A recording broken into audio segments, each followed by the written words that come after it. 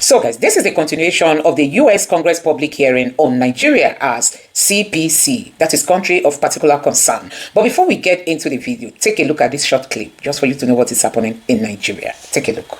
This attack of Yerwata of June 13, do you know, maybe I'm saying it for the first time, do you know that about 3 of the attackers were killed when they were retreating that very morning? Do you know that one of the attackers is a military officer with his ID card in his pocket? So these people are well known. They are well known. They are mixed. So there is state collusion. There is complicity.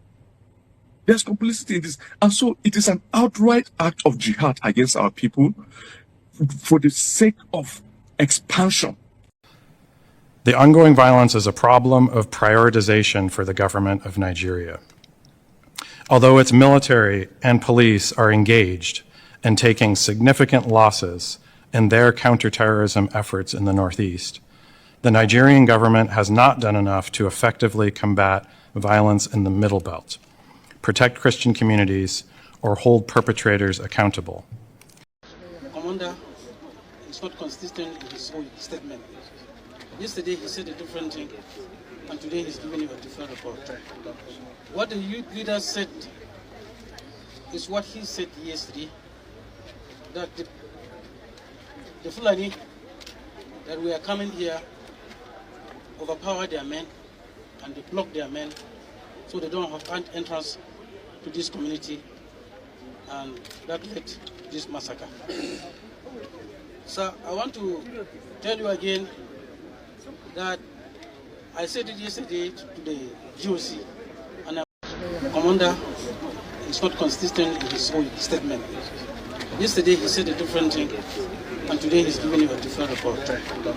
What the youth leader said is what he said yesterday, that the Fulani that we are coming here overpower their men and they block their men so they don't have entrance to this community, and that led to this massacre. So I want to tell you again that I said it yesterday to the GOC, and I'm repeating it today in the hearing of the commander, that his men are busy supporting Fulani even in grazing, and farmland destruction is continuing without any hindrance. Make no mistake, these ongoing attacks are based on religion, and diverting attention from it denies what we have seen with our own eyes. Yeah, there may be other factors, but religion is driving this. Kill the infidel. We see it in other places, and we're seeing it now, sadly, in Nigeria, and it's been going on for many, many years.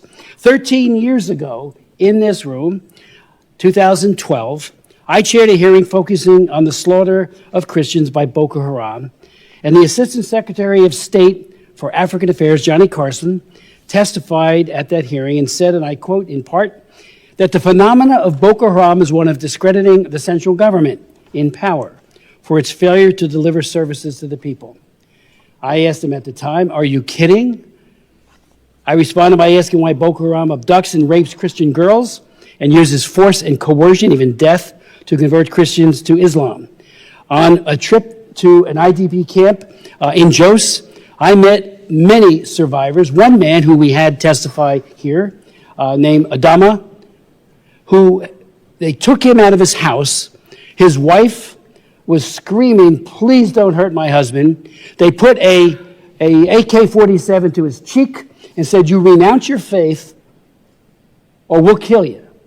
He said, well, I'm ready to meet my Lord. They asked him again. He repeated that, and they shot him. They blew his face very, very horribly. He survived. And when I met him, I invited him to come and testify. He did. And he said, you've got to realize who Boko Haram is and stop this idea, this is my words, but his sentiment of denial, of saying, it's nothing to see here. So I asked Johnny Carson further, why won't they designate Boko Haram, at least, if not a CPC country, as a foreign terrorist organization? And he said they don't believe it. They're not a foreign terrorist organization. I worked on that for 3 years, additional hearings. On the day I was marking up my bill, and it was called the Boko Haram Terrorist Designation Act of 2013 to put Congress on record demanding an FDO designation, that day the administration declared Boko Haram a foreign terrorist organization. I was very happy with it, but we could have done that 3 years earlier and maybe had found out what their sources of weapons and funding and everything else might have been, thereby, again, mitigating some of the harm. For too long, the world has looked away, a culture of denial, as radical Fulani militants, Boko Haram, and ISIS West Africa have waged a relentless campaign of terror, murder, and displacement across Nigeria, including the states of Plateau, Benue, and Kaduna. According to Open Doors, and I just want to say something about Open Doors. I've worked with Open Doors for 40 years. I knew the founder, Brother Andrew, an absolutely honest and committed man, and that organization to this day continues to speak truth to power all over the world, including in Nigeria. Well, they have said, Open Doors, more Christians are slaughtered in Nigeria than anywhere else in the world. I co-chair the China Commission. I just left a hearing that we're holding over on the Senate side on religious persecution there, against everyone, against the Falun Gong, against the Christians, against the Buddhists in Xinjiang, not the Buddhists, the Buddhists in Tibet, and the Muslims in Xinjiang. And while they kill many, they incarcerate and harass more than they slaughter. These groups in Nigeria are doing just that, slaughtering. Another group has said over 52,000 Christians in Nigeria have reportedly been targeted and killed by Islamist extremists, while approximately 34,000 moderate Muslims have been murdered as well since 2009. And, that is less focused upon. I raise it every time, and I hope we all will. They're killing those who don't conform to the radical Islamist view, and so they get killed too. I met with many imams on trips to Nigeria as well as here, and they say if we speak out, we'll be firebombed too. During a visit, 19,000 churches have also been attacked. More than 7,000 have been murdered in this year alone. During my visit to Jos in 2013, I visited many churches that have been firebombed in Jos, and I listened to the survivors and was moved almost to tears with some, when they talked about the numbing loss and pain of losing loved ones. And the churches were decimated, each and every one of them, either by cars coming in and plowing everybody and destroying the physical, or by bombs, and of course always the ever-present AK-47. They pleaded with their own government and the world to end the cruelty and violence.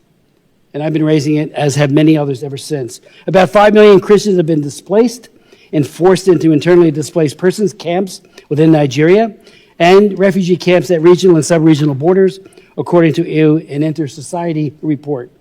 Open Doors reports, and again, I hope we can finally get beyond just saying nothing's to see here. While Christians used to be vulnerable only to Muslim-majority northern states, this violence continues to spread into the Middle Belt and even further south. The attacks are shockingly brutal. Many believers are killed, particularly men, while women are often kidnapped and targeted for what? Sexual violence, rape, and other abuse. More believers are killed for their faith in Nigeria than anywhere else in the world. These militants also destroy homes, churches, and livelihoods, and many people don't go to school anymore. One estimate is 10,000 schools have been closed due to this violence. The Nigerian government has a fundamental constitutional obligation to protect its own citizens. Yet the brutal reality is that the perpetrators of these crimes operate with impunity. The lack of accountability sends a chilling message that the lives of Christian farmers and their families are expendable. This failure has rightfully been called out by the President of the United States, President Trump, and Secretary of State Rubio. The United States must not stand by idly. I've introduced resolutions, and others have been introduced as well. HRES 82, I had done that previously on 82, asking that the Biden administration, we had an interesting conversation and debate on that resolution. It did pass 26 to 21. And part of the argument that was made by Mr. Meeks and my very distinguished colleague to my left is that it's the President and the Secretary of State that needs to make that call, not us. I think we can encourage something. That's what it did. But nevertheless, now they've made the call. And I think we need to, double down and try to stop this. HRES 860, which I've introduced, also calls on conditioning U.S. foreign assistance, and it must be tied to progress from the Nigerian government in preventing persecution, prosecuting perpetrators, and protecting all communities.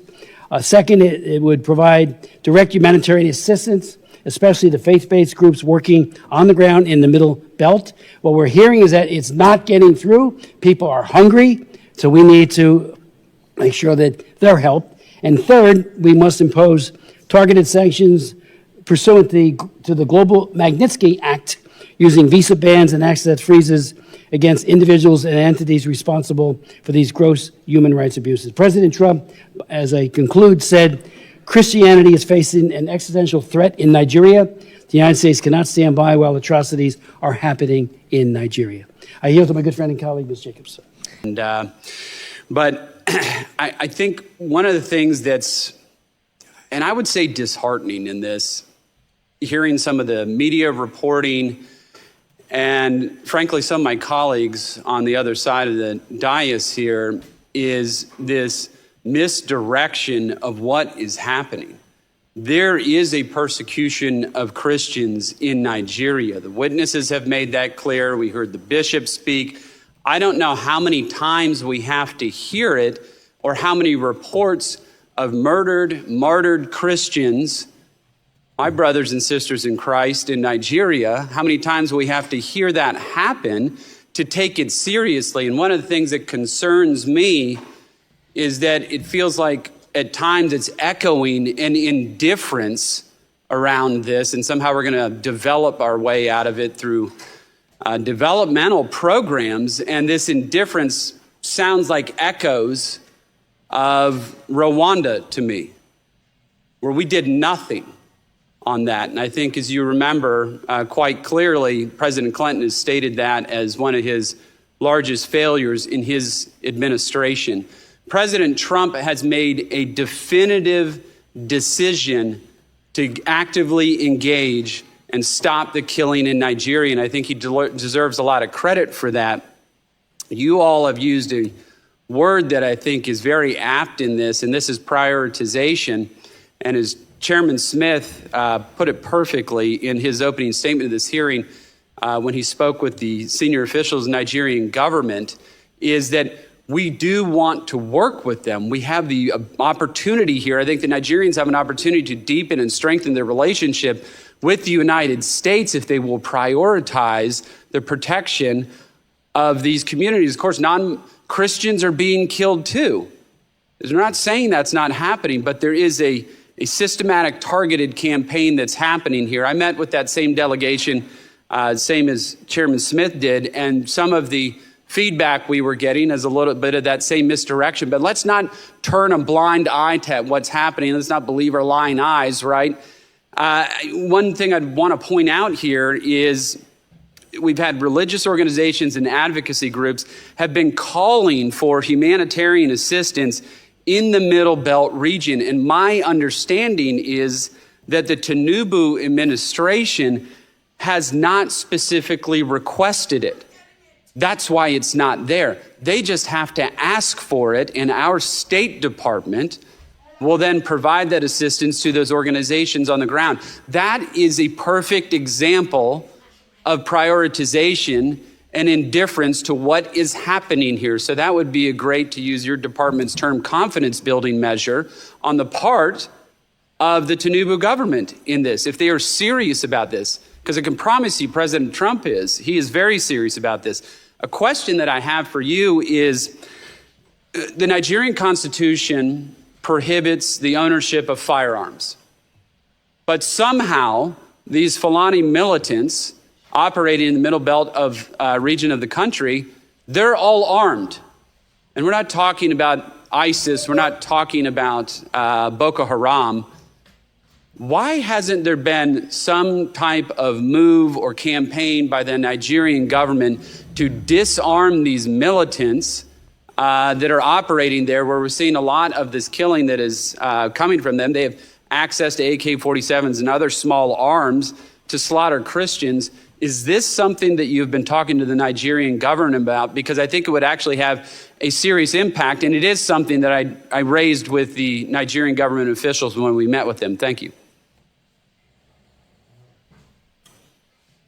Thank you, Representative Moore, and thank you also for your service on this task force that will be providing recommendations in your meetings with the Nigerian officials. Appreciate that. I think that this is an excellent suggestion as part of the strategy that we are putting together, in particular to talk about the policing aspect of this and what is happening in the Middle Belt, so that we can focus resources and have specific recommendations on actions that the Nigerian government can take. I very much appreciate that suggestion. Yeah, it just seems to make all the sense in the world to me. It's like, here we are. I mean, I understand we're not going to get like ISIS to lay their arms down. That's probably more of a kinetic option there that's going to result in their arms no longer being brought up in anger against Christians. But in any event, this seems to be something that, obviously, I'm not saying it's easy, but it is something that they should be doing, they should be looking at. And while I got just a couple seconds left, I would urge the Nigerian government to take a look at pardoning Sunday Jackson, who is an individual who was fighting for his own life, defending his life against one of these Fulani militants. That Fulani militant lost his life in that struggle, and now that person, Sunday Jackson's facing the death penalty. Now, where's the justice in that? Where is the justice in that? And all these Fulani militants are breaking the law. They are breaking Nigerian law. And so this Sunday Jackson disarms this person with a knife, protects his own life. He's going to prison and now faces the death penalty. And Fulani militants just roaming bands of them with AK-47s, and that's no problem. You are so right about this question of prioritization. I know I'm over time, Mr. Chairman, but I appreciate the time. Thank you so much, Mr. Moore, for your leadership, and do appreciate it very much. Mr. Stutzman.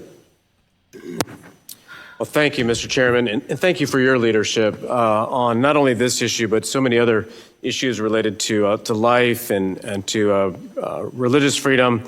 I want to thank the ranking chairman as well, and appreciate the witnesses for being here. You know, before I begin, I just think it's really important to recognize that, you know, what is happening in Nigeria, it's not unique, and that's why religious freedom really matters. It's the core foundation of our Constitution. I mean, I would argue that you can't have economic freedom if you don't have religious freedom. I've been doing some work with the new administration and the changes that are happening in the Middle East and Syria. And, you know, Syria is a very diverse country, and it's so critical for them to have religious freedom and respect. It goes both ways. And I think it's really important, and I think could have a huge impact if Christians and Muslims and Jews and, you know, name all of the religions, if we would all stand together and condemn violence, condemn this sort of violence that's happening in Nigeria, condemn the violence that's happening in Suwaida in Syria against the Druze and against the Christians and against those that, you know, would push back. I appreciate President Trump, who I believe is the strongest diplomat. He's the strongest negotiator, and especially when it comes to religious freedom. He's been willing to call it out around the world. And so we have this opportunity as Americans to really push the importance of respecting religious freedom and it really being part of the fabric of every country. It's also important for us here at home. I mean, you know, not only is religious freedom important around the world, but it's really important for us here at home. I mean, the last thing we want to see is threats to religious liberty in the United States.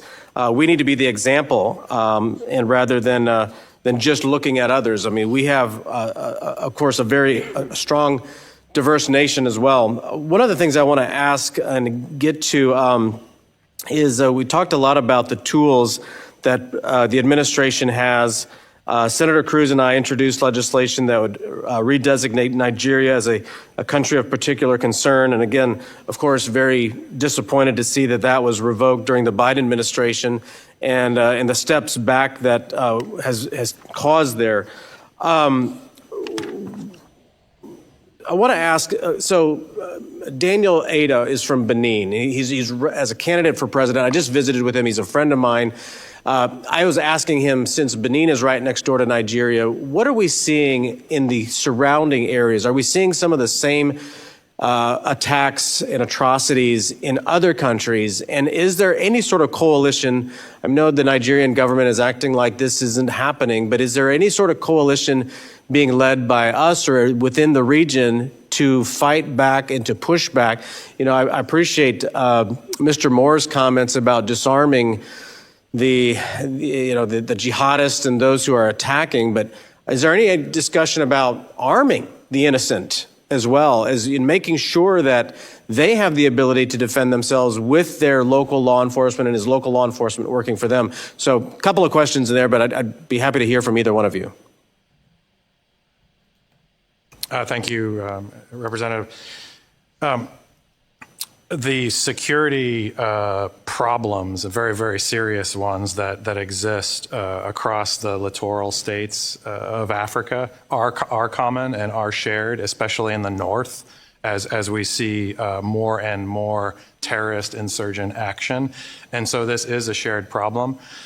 We at the State Department, but especially the Department of War and AFRICOM, have focused very heavily on sharing intelligence and trying to create the type of cooperation that you referred to between those countries, so that they're sharing information, using best practices, sharing intelligence with each other to be more effective. In terms of the particular problem that we are discussing today, this targeted attacks against Christians, it is most acute in the middle belt of Nigeria. One of the things that we know in the Middle East is looking at the curriculums that are taught in schools, and especially, some of the curriculum that we saw that was being taught in Gaza to the young children about, killing a Jewish soldier is something worthy of. I mean, do we see this sort of education system at all in these countries? Because what are the young people learning? Are they learning to be pursuing peace and prosperity? Or are they also being taught anywhere in these schools some sort of jihadist activity is worthy of accomplishing? I refer to my colleague from DRL as well, since they publish reports on this that cover some of these issues. Sure. So you'll see in our human rights reports where we call out human rights violations across countries around the world. In terms of Nigeria's curriculum in particular, I don't have that information right in front of me, but we're happy to report back to you on the committee. Sure. No, that's fine. I appreciate you both, and thank you again, Mr. Chairman, for having this hearing. Thank you for your questions and comments. We are joined by the former chairman of the Africa Subcommittee, who is now over at the Energy and Commerce Committee, John James, and I want to thank him. February of 2024, he had a very important hearing on Nigeria and other advocacy throughout that time. So the floor is yours. Mr. Chairman, thank you so much for your personal invitation, for your leadership, and for your friendship. I'm honored to be back. Psalms 96:14 asks, "Who will rise up for me against the wicked? Who will take a stand for me against evildoers?" Nigeria is facing one of the gravest religious freedom crises in the world. As the former chairman of the House Foreign Affairs Committee on Africa, I have visited and have seen firsthand the direness of the conditions in what is now the deadliest place on earth to be a Christian. They are targeted, displaced, and killed simply for their faith. The ancient plea, "Is there no help for the widow's son?" still echoes today. Since 2019, nearly 17,000 Christians have been killed. In the first 7 months of this year alone, hundreds more were murdered. On June 13th, during the Yellowater massacre, more than 280 Christians were slaughtered in a single day. These are not isolated tragedies, but a sustained pattern of religiously motivated violence, often ignored or even enabled by the Nigerian government. Extremist groups like Boko Haram, Fulani militants, and ISIS West Africa attack often without any meaningful intervention from authorities. The lack of response has created an atmosphere of impunity where Christians continue to live in constant threat and fear. The United States has previously recognized this crisis. President Trump not only designated Nigeria as a country of particular concern during his first term, but redesignated it again in his second term after President Biden inexplicably removed that designation. Religious persecution is tied to political repression and weakening institutions in Nigeria. Example, the detention of Nnamdi Kanu is a clear example. In 2022, Nigeria's Court of Appeal struck down the charges against him and ordered his release. The UN Working Group on Arbitrary Detention has also called for his unconditional release. Yet he remains in solitary confinement, in deteriorating health, and recently had to represent himself in court. Nigeria has signaled that the law is optional and targeting Christians is fair game. Just hours ago this morning, despite the pleas and cries of the Nigerian people and many Nigerian lawmakers, Nnamdi Kanu was convicted on all charges. For fiscal year 2025, the U.S. has requested nearly $8 billion for sub-Saharan Africa. But when Americans see political prisoners, judicial defiance, and the slaughter of Christians, they understandably ask as they meet their own struggles, why should our tax dollars support governments that refuse to protect their own people? Is our aid aiding a genocide? Nigeria is a nation of tremendous potential, but that potential is being choked out by violent persecution of its Christian population. No country can build a stable future where churches are burned, believers are killed, and communities live in fear. The United States must stay engaged, and Nigeria must change course now. Mr. Pratt, a direct question. Do you believe, in your professional assessment, that the government of Nigeria has been infiltrated by jihadists? I do not believe that the government of Nigeria has been infiltrated by jihadists. Okay, because when you look at the selective enforcement of the rule of law, one might question if there are any favoritism or looking the other way when groups are being specifically targeted, despite the fact, as my colleague Mr. Moore mentioned, not enforcing the rule of law with regard to weapons. My next question, how has the Nigerian government reacted since President Trump's country of particular concern designation announcement? They have taken the designation very seriously. There is a senior delegation here now. They will meet with the most senior officials of the U.S. government this week. And we have already demarched the government in Abuja and here in Washington on the action plan. And I can say that the results so far have been positive in terms of cooperation. Thank you, Mr. Chairman. Thank you, Ranking Member Jacobs and members of the committee for holding this very important hearing. The debate about CPC designation for Nigeria began in earnest in Washington last spring after you, Mr. Chairman, had introduced a resolution that urged CPC designation for Nigeria, as you had previously done in 22, and when this subcommittee held a pivotal hearing on the case for Nigeria's CPC designation last March. Thankfully, President Trump listened, and he made his decision based on two criteria. One, under the International Religious Freedom Act, that these were severe violations of religious freedom, and that the government of Nigeria, President Tinubu, was either actively engaged or tolerating these violations. Those are the criteria of the IRF Act. So Nigeria's multifaceted terror problem that has had a devastating impact on both Muslims and Christians alike is well known, but the long overlooked persecution of Nigeria's Middle Belt Christians by Fulani jihadi militias finally got Washington's attention when that March hearing was held, and Bishop nnamdi testified. The bishop gave startling firsthand testimony that described frequent raids on farmlands of his Makurdi diocese by armed Fulani Muslim herders who kill, rape, or kidnap residents, all the while shouting the jihadi battle cry, Allahu Akbar. Bishop nnamdi, who testified today as well, and I'm honored to be part of this hearing with him, related that 20 parishes in his diocese have been shut down because of these attacks. Moreover, he said, Nigeria's government was doing nothing to stop this. I agreed in my testimony then that Nigeria should be designated a CPC precisely because the relentless and systematic Fulani attacks targeting Middle Belt Christians are carried out with complete government impunity.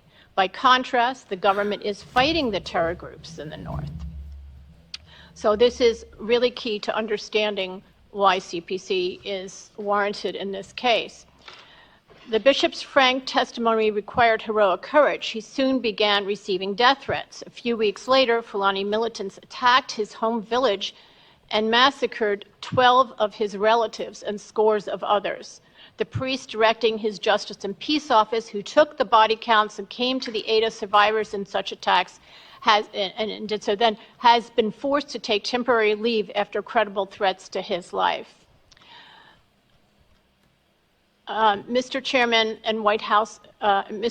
you and White House officials who had met with Bishop nnamdi were appalled when you heard of this. The attack was part of the brutal pattern seen in hard-hit Benue and various other Middle Belt states, but it also raised the concern that this attack was in reprisal for his testimony to Congress, one organized not simply by nomadic herders, but by those in Nigeria who are close observers of Washington.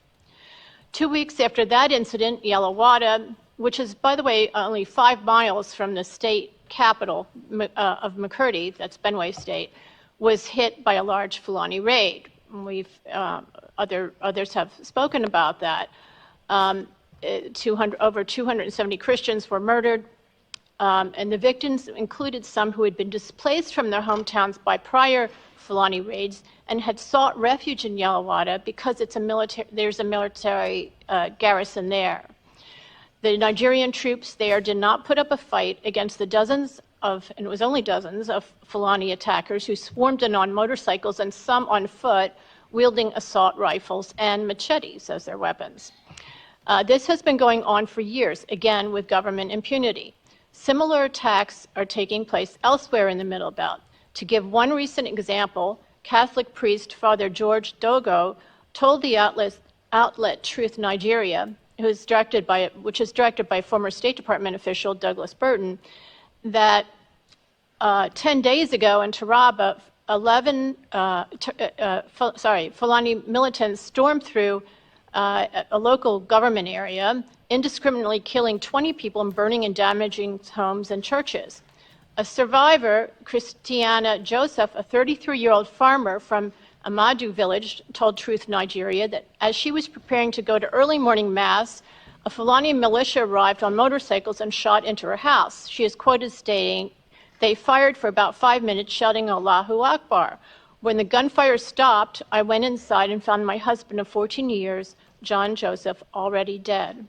Survivor Samson Haruna also stated that attackers on motorcycles with AK assault rifles strafed houses in his neighboring village. He said, "My neighbors, David Bawa and Titus Gregory, lost 5 family members between them. My house was riddled with bullets." According to the Truth Nigeria report on this Taraba attack, quote, "The Fulani militants that attacked were led by warlord Alhaji Tukur, according to community leader Usa. Wakori Diocese Bishop Mark Nzukwen called the crisis overwhelming and said that 335 Catholic churches have been destroyed and more than 300,000 Catholics there have been displaced beginning in 2015. That's just in his diocese. According to the head of a local security consultancy, Fulani militants plan and stage their attacks from an abandoned resort, now overgrown with vegetation, called Danjuma Farm, that the Fulani use as a cover for cattle grazing, he said. That's the head of this security agency. But that's just a smokescreen. And he commented that if the government wants to stop the attacks, they must clear out the terrorists from Danjuma farms. In a Daily Post Nigeria article, Reverend John Lekel, the director of social communications for the Wakori Diocese, that's the same diocese that I've been talking about, described the situation as devastating, revealing that many rural parishes have been abandoned following sustained assaults that have claimed multiple lives and destroyed entire villages. Bishop Nzukwen told the respected ACI Africa outlet last year that, quote, if peace is restored, the region's rich agricultural landscape could provide a prosperous future for its residents. Instead, he said, there is food scarcity because of these constant attacks. And there are countless reports like this across the Middle Belt. I mention this one because it shows that Abuja has failed to act even when the Fulani aggressors are identified and their base from which they launch repeated attacks are known. This represents not only a horrifying pattern of severe persecution by Fulanis targeting largely Christian areas, but also a shocking pattern of government tolerance of this persecution. I want to give one last example from Plateau State that occurred a month ago. The Reverend Ezekiel Dechomo of Plateau, who's the regional chairman of the Church of Christ in Nations, told journalist in Jos on October 24 that Islamic extremists have threatened to murder him from calling on the Nigerian and U.S. governments to help protect Christians against genocide. He told the Christian outlet Morning Star News, quote, my life is in grave danger. Even as I speak, I am on the lookout for attacks. I no longer sleep with my eyes closed. I have been attacked before but escaped. The threats came after he appeared in a video on October 15, standing in a mass grave containing the remains of a dozen slain church members, reportedly killed by Fulani herders. And Mr. Chairman, there have been hundreds of priests and pastors killed in the last 15 years, targeted. Not as the State Department reports that they were walking alone or unguarded on a road at night, but they've been attacked and killed in their rectories, homes, and inside their churches. As the Nigeria government issues denials and watches passively, with no Fulanis prosecuted and no Nigerian forces prepared to defend the vulnerable, the Christian death toll from Fulani militia attacks alone, leaving aside the terror attacks from Boko Haram and ISWAP and the others, is in the thousands, and Christian survivors in displacement camps number in the millions. The respected research group Open Doors cites Nigeria as now the world's most dangerous country for Christians because of their religion.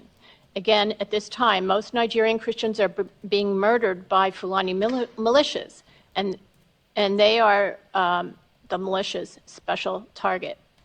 Aid to the Church in Need reported last month, quote, and this is a pontifical foundation that says this, Nigerian Christians in the Middle Belt are bearing the brunt of violent attacks from those identified as Fulani militants. Some insist that the violent aggression by the Fulani herders against the Christian farmers on their own land is the unavoidable result of climate change. The State Department Religious Freedom Reports have annually described these indiscriminate mass killings as clashes between two socioeconomic groups who fight over scarce resources brought on by climate change. Religion has nothing to do with it, they claim. This justification of Fulani violence has recently shifted. Now it is generally acknowledged that Christians are being murdered in cold blood, but it is being argued that more Muslims are killed in the violence, and this proves it has nothing to do with religion, they say. This argument is not factual, and it is irrelevant for CPC. The premise that more Muslims than Christians are killed is debatable, as the scholarly Observatory for Religious Freedom in Africa documents. In any case, most Nigerian Muslims live in the north, where Boko Haram and a plethora of ISIS and al-Qaeda-linked Islamic terrorist groups attack them and non-Muslims alike, and this violence, too, is religiously based. However, significant for CPC criteria, the Nigerian military is actively fighting those terror groups in the north. By contrast, in the Middle Belt, where most of the Christians are being killed in recent years, and where Christians are the special target of Fulani herder militias, the government isn't lifting a finger against the Fulani militants. Instead, it is tolerating them and denying it is happening. I have also heard about sporadic Christian attacks on Muslim villages. To the extent that the government is not taking action in those cases, that is further reason for CPC designation. Political momentum to list Nigeria among the world's worst persecutors gained throughout October as the annual CPC review neared the year-end deadline, and reports of massacres kept coming. On October 21, the Pontifical Foundation Aid to the Church in Need issued its World Survey that reported, quote, the number and ferocity of the attacks on Christian villages in the Middle Belt have led some experts to conclude that these incursions are a deliberate land grab to remove Christians and Islamize the region, end quote. Various high-level White House officials and the State Department were also hearing from groups of religious freedom activists on Nigeria. Later that week, President Trump made the CPC designation. For the first time, the issue of Fulani militias targeting Christians for mass murder received official U.S. acknowledgement when Secretary Rubio addressed this. This, in turn, got the attention of Nigeria's President Tinubu, who said he is willing to work with the U.S. Until now, he has not shown the political will to stop this Fulani violence. CPC, as you know, is a two-step process. The next step in this process requires the President to adopt a policy response. And we heard today from the State Department about what is being considered. And there are several actions that I also endorse. One is to, it's been raised before by Representative Moore, and it's my first recommendation, disarm Fulani herders. These militias are loosely organized. They don't have explosives or drones, don't use tunnels, suicide vests, or propaganda films. They are an unsophisticated, but nevertheless lethal force because they come armed with AK-47s and 49s, while their targets have only homemade pipe bombs to defend, pipe guns to defend themselves with. Assault rifles, such as those used by the Fulanis, are heavily regulated by Nigeria's Firearms Act and illegal for the targeted Christian farming villages. The act specifically only allows homemade what are called Dane guns, cap guns, and another muzzle-loading guns. The act thus outlaws the firearms that would match the assault rifle firepower of Fulani militias and leaves the peaceful Christian communities essentially defenseless. President Tinubu should order the removal of Fulani heavy weapons, raiding their encampments at Dan Juma Farm in Taraba and other places in the process. He should direct the powerful cattle breeders associations, such as the Mayetiala Cattle Breeders Association, to cooperate in doing this. Two, fortifying targeted areas. So U.S. foreign aid in Nigeria in recent years has amounted to about $1 billion annually. Areas targeted by these Fulani militias should receive some of this aid to securely return home and reclaim their properties, rebuild, and defend themselves. For example, this aid could go toward intelligence sharing, the training and equipping of local private security guards, as well as other measures. Again, the Fulani militias are not the formidable foes seen in ISIS and al-Qaeda, and their attacks could be prevented relatively easily, prevented and defended against by these basic measures. Humanitarian aid is important, and this should be for the victims of Fulani herder militia attacks, and this should be distributed through trusted local providers, including through the churches on the ground that are currently one of the main aid providers to the survivors of these attacks. And it's just, again, tragic and ironic that productive farmers now need food aid since they have been driven from their Middle Belt farms. 4, sanctions against those aiding, abetting, and granting impunity to the Fulani herding militias, including those sanctions should include high-level officials in the criminal justice system and the military. The U.S. should gather intelligence regarding official responses to the Fulani herder militias and review possible visa and Magnitsky sanctions for those aiding and abetting. The Fulani warlords' names are known or knowable. Out of all the, I think it's important to understand that out of all the violent attacks by Fulani herder militias, there have been only a few arrests. One involved the prosecution of a Fulani herder who was convicted of destroying melons at a melon company who received a 10-year sentence. It shows the government can get tough when it wants to. And 2 high-profile legal cases of violent attacks on Christians have seen movement in recent months. Once concerns the Catholic Church of St. Francis in Ondo, where terrorists killed some 40 worshipers on Pentecost Sunday in 2022. Depositions are being taken in that case. Ondo's bishop recently told me, but the trial has not yet started. It's important to note that's not in the Middle Belt, it's in the South. The 5 suspects being held are said to be part of the East African Shabab terror group and are not members of the Fulani Herder militia. The other case involves the Yelawada massacre itself, where charges are have been filed against 5 Fulani herders in September in an extremely rare example of prosecution that I believe is attributable to the pressure raised by the CPC debate in Washington. Finally, the International Religious Freedom Act suggests as a possible policy response to CPC designation a binding agreement with the country to prevent further violence. So I think that that is something that should be considered as well.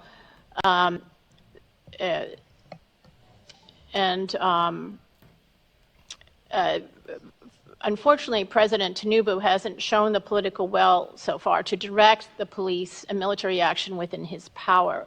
And he argues that because the police force is centralized under the Constitution, he is overwhelmed. He says that a constitutional amendment is required to give back policing power to the governors of the state, and that could take years. However, right now there exist legal ways he can shore up defenses within the targeted Christian areas. For example, decentralizing police commands internally, or empowering local guards, or deploying more mobile police units to states, and prioritizing referrals of state governor police orders for presidential review. So I suggest that the U.S. enter into a binding agreement with Nigeria to ensure this needed police protection against the Fulani militias. Since President Trump's CPC designation, I note some Nigerian officials, including generals of a force in the southern state of Ondo, who cite worries about securing Nigeria's wide open border, already asked for U.S. partnership in an effort to help, to quote, help flush out Fulani ethnic militia terrorists from the Southwest. Thank you. Ms. Shea, thank you so very much for that very...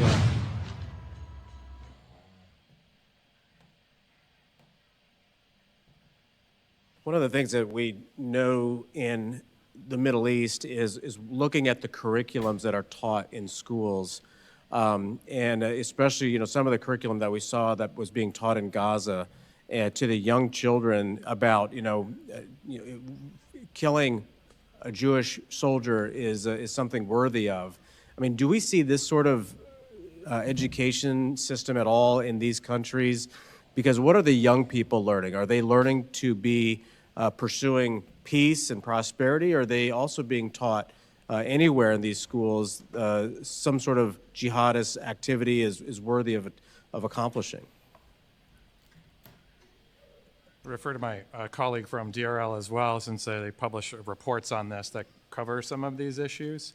Sure. So you'll see in our human rights reports where we call out human rights violations across countries around the world.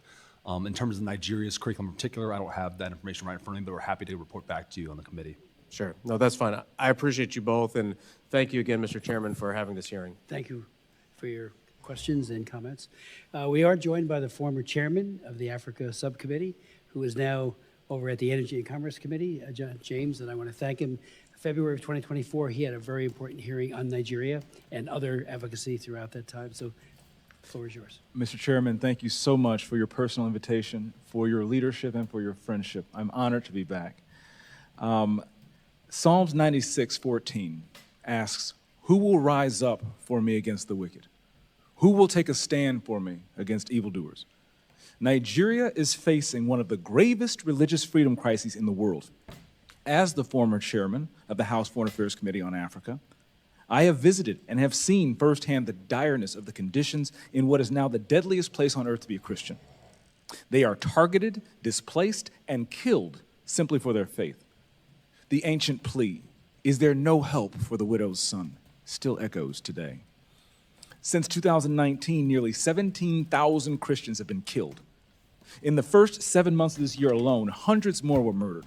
On June 13th, during the Yelawada massacre, more than 280 Christians were slaughtered in a single day. These are not isolated tragedies, but a sustained pattern of religiously motivated violence, often ignored or even enabled by the Nigerian government. Extremist groups like Boko Haram, Fulani militants, and ISIS West Africa attack often without any meaningful intervention from authorities. The lack of response has created an atmosphere of impunity where Christians continue to live in constant threat and fear. The United States has previously recognized this crisis. President Trump not only designated Nigeria as a country of particular concern during his first term, but redesignated it again in his second term after President Biden inexplicably removed that designation. Religious persecution is tied to political repression and weakening institutions in Nigeria. Example, the detention of nnamdi Kanu is a clear example. In 2022, Nigeria's Court of Appeal struck down the charges against him and ordered his release. The UN Working Group on Arbitrary Detention has also called for his unconditional release. Yet he remains in solitary confinement, in deteriorating health, and recently had to represent himself in court. Nigeria has signaled that the law is optional and targeting Christians is fair game. Just hours ago this morning, despite the pleas and cries of the Nigerian people and many Nigerian lawmakers, nnamdi Kanu was convicted on all charges. For fiscal year 2025, the U.S. has requested nearly $8 billion for sub-Saharan Africa. But when Americans see political prisoners, judicial defiance, and the slaughter of Christians, they understandably ask as they meet their own struggles, why should our tax dollars support governments that refuse to protect their own people? Is our aid aiding a genocide? Nigeria is a nation of tremendous potential, but that potential is being choked out by violent persecution of its Christian population.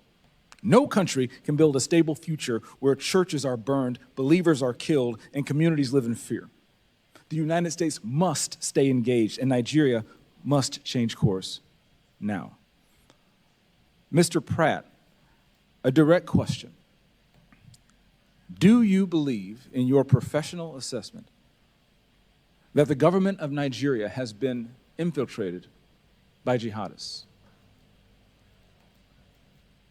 I do not believe that the government of Nigeria has been infiltrated by jihadists. Okay, because when you look at the selective enforcement of the rule of law, one might question if there are any favoritism or looking the other way when groups are being specifically targeted, despite the fact, as my colleague Mr. Moore mentioned, not enforcing the rule of law with regard to weapons. My next question, how has the Nigerian government reacted since President Trump's country of particular concern designation announcement? They have taken the designation very seriously. There is a senior delegation here now.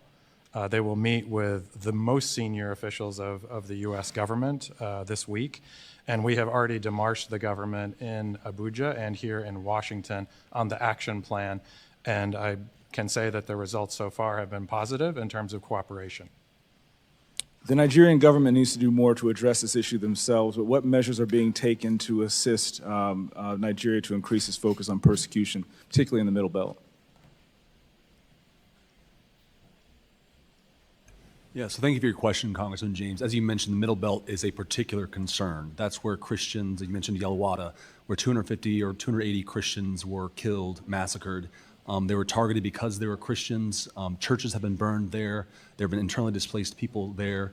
And so we're reviewing all options at the State Department, including Chairman Smith, you mentioned in our bureau, we have Global Magnitsky Act sanctions. We have other tools at our disposal as well to make sure that Nigeria, the Nigerian government gets the message that we are serious about the persecution of Christians and other communities as well, but particularly Christians right now who are suffering disproportionately in the Middle Belt. Thank you for your answer, Mr. Chairman. Thank you for having me again. God bless you, and good luck. I'm here for you.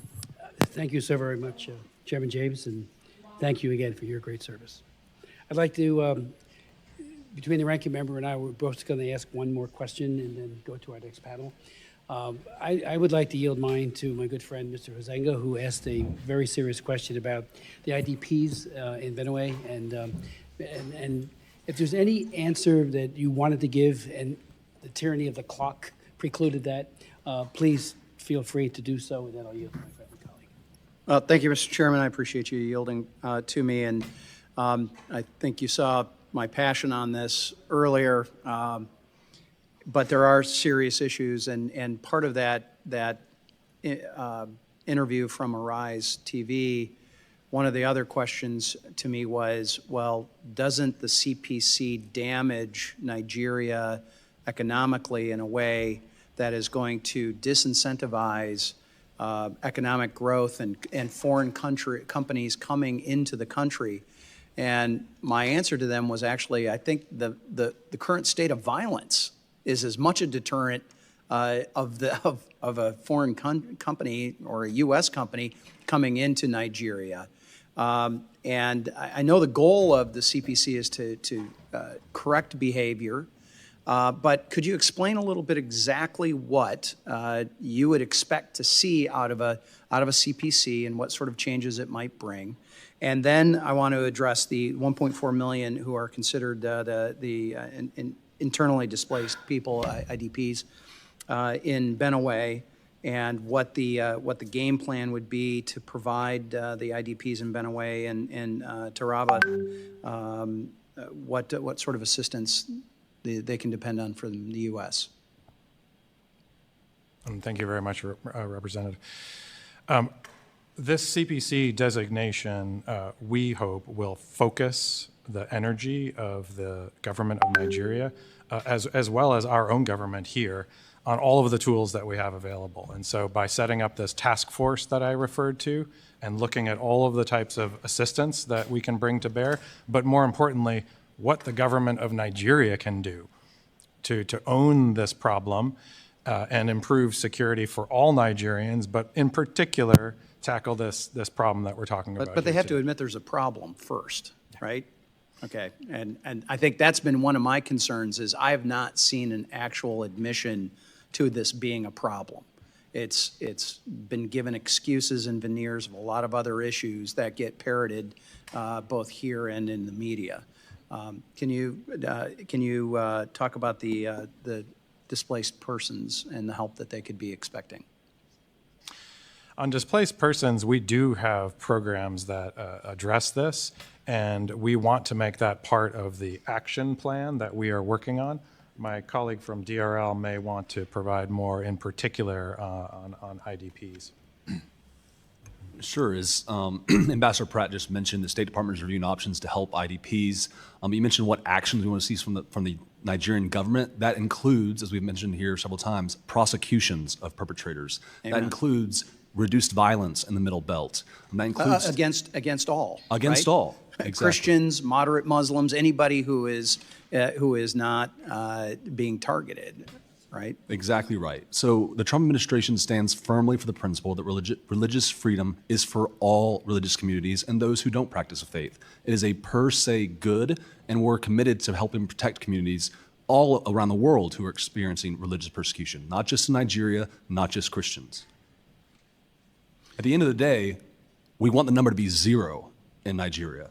We don't want any religious persecution to happen. We don't want it to just be a reduction in violence. We want there to be 0 people who are murdered because of their faith. Amen to that. Corruption continues to undermine Nigeria's institutions, including those tasked with protecting civilians sometimes. I've heard from some of these instances and conversations I've had with religious leaders in Nigeria who don't feel that the Nigerian government is equipped to respond to the crisis. How does corruption within the security forces hinder the government's ability to prevent and respond effectively to religiously motivated violence? I mean, corruption is a major problem globally and in Africa and in Nigeria. I think that it erodes capability, right? It erodes the confidence of the forces, especially at the working level, if they see that their superiors are engaged in corruption. That totally undermines the whole enterprise. And I assume that is part of State Department's and this administration's action plan that they want to see out of the Nigerian government. Absolutely. The Tinubu government is a crackdown on corruption. To be more effective, absolutely. All right, thank you. Time has expired. I appreciate the opportunity, Mr. Chairman. Thank you, gentlemen. Thank you very much. Mr. Jacobs. Thank you. I yield to Ms. Jayapal. Thank you so much, Ranking Member Jacobs, for yielding. I think this has actually been a good discussion on this committee and an important one around what strategy we use to eliminate violence against any community. And I think the issue for me is that if you define the problem as people being attacked only because of their religion, that would lead you to one set of solutions. If you define the problem as people being attacked for other reasons, it would lead you to a different set of conclusions and strategies. And I think, Ambassador Pratt, I resonated when you said we have lots of tools in the toolbox. One of those tools is just around the kind of assistance we give to efforts that are cross-faith, interfaith, cross-cultural, building the kinds of ties that we need to build. Because I think this is not a religious oppression Olympics. We're not trying to say one religion is worse oppressed than another. We're saying, how do we get to that ending point that we all agree on, that there shouldn't be violence against any of these communities? And so I guess I want to ask you about programming that specifically promotes interfaith or cross-cultural dialogue. The foreign assistance review that was conducted earlier this year actually this administration cut many of those types of programs, and there are suggestions that there's going to be even more cuts that focus on these kinds of programs. One of the ones I was looking at very carefully that I know is Nigerian Youth Care, and that's one that provided Nigerian youth with mentorship and training on how to bridge religious and cultural divides. Given the administration's concerns about religious conflict and some of the shared goals we've articulated, can you explain why that contract was canceled? Thank you for your question, Representative. So there is ongoing programming in Nigeria that addresses some of the issues that you've raised. Our early warning, early response programs, for instance, also have kind of an interfaith dialogue built into them. We've seen great success from people who have experienced the program, saying that they have increased, they've seen greater tolerance amongst their communities, et cetera, et cetera. So we have effective programming. Broadly, in terms of foreign assistance, the Trump administration is reviewing every foreign assistance dollar, not to cut, but to make it more effective. We've reprioritized, we've reshaped foreign assistance in a way not to eliminate foreign assistance, but to make it more strategic. The United States has been the most generous partner around the world of any country for foreign assistance. Secretary Rubio has said we will continue to be the most generous country. So I'm happy to share some of the programming success we've seen and get back to you on those answers. I would appreciate that. And if you can look into this one in particular, and I might send you a few others, because I think that if you say that you're only going to focus on a particular kind of program and you say some of these things are not effective, my work overseas in all of these countries says that some of this work takes time to develop the kind of leadership that is not going to be divided down the road. And so it may not have the same metrics of success immediately that you see, but I think many of these programs really do prove to be extremely important in the long term. And so I just would like to know, what is the status of each of those U.S.-funded programs related to religious tolerance? If you could share a list of that with me, I would really appreciate it. And what new assistance programs should we expect that the administration, maybe you can speak to this part, that the administration is going to promote?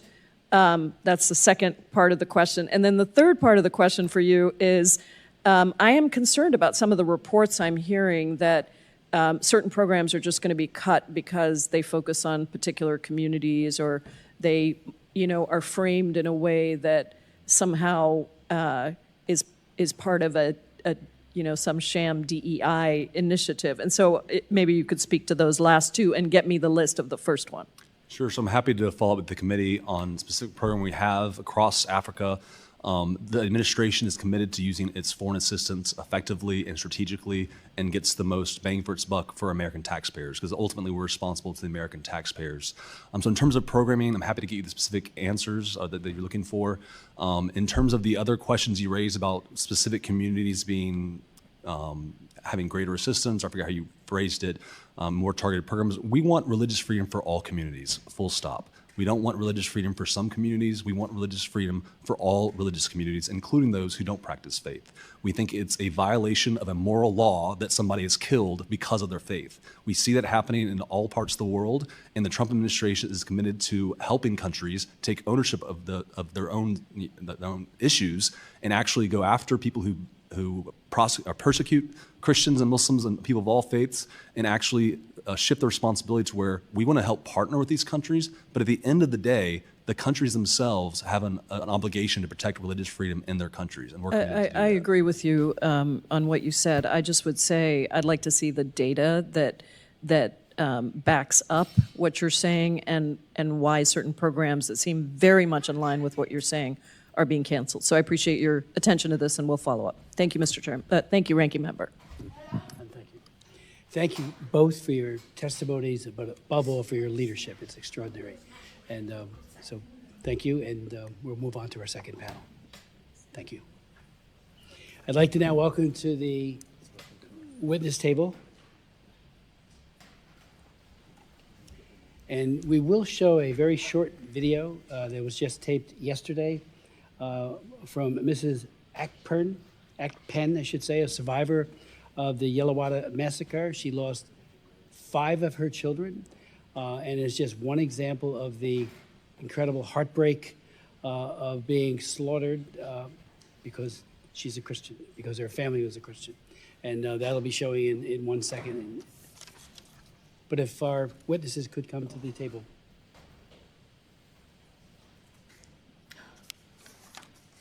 You can put the video up.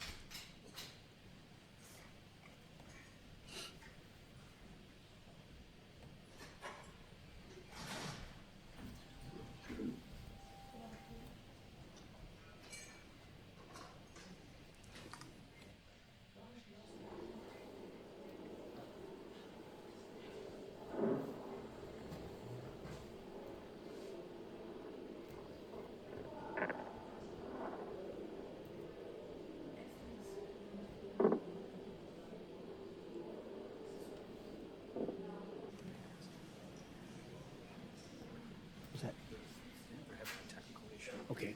We'll come back to the video in a minute. Let me introduce our distinguished witnesses, beginning with Nina Shea, a senior fellow and director at the Center for Religious Freedom at the Hudson Institute. Ms. Shea has been a human rights lawyer for over 30 years. She works extensively for the advancement of individual religious freedom and other human rights in U.S. foreign policy as it confronts an ascendant Islamic extremism that we're seeing in Nigeria, for example. And I want to thank her for her leadership. She has testified before, and her wisdom has been greatly esteemed by this committee, and particularly by this chairman. We'll then hear from Oge Ananbugu, is that correct? Thank you. Who is director and senior fellow of the Africa Program and CSIS and a foreign policy leader with 2 decades of experience shaping policy and engagement on Africa and U.S.-Africa relations. Most recently, she served as director of the Africa Program at the Wilson Center, where she led research and programs that centered African knowledge and agency in developing actionable strategies to address critical issues facing Africa and the U.S. Relations. I would like to yield now such time as she may consume, and then to you as well, to our witnesses. Nina.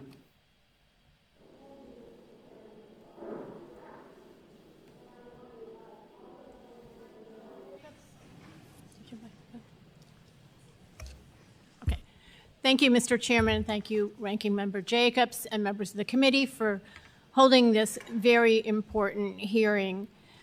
The debate about CPC designation for Nigeria began in earnest in Washington last spring after you, Mr. Chairman, had introduced a resolution that urged CPC designation for Nigeria, as you had previously done in 22, and when this subcommittee held a pivotal hearing on the case for Nigeria's CPC designation last March.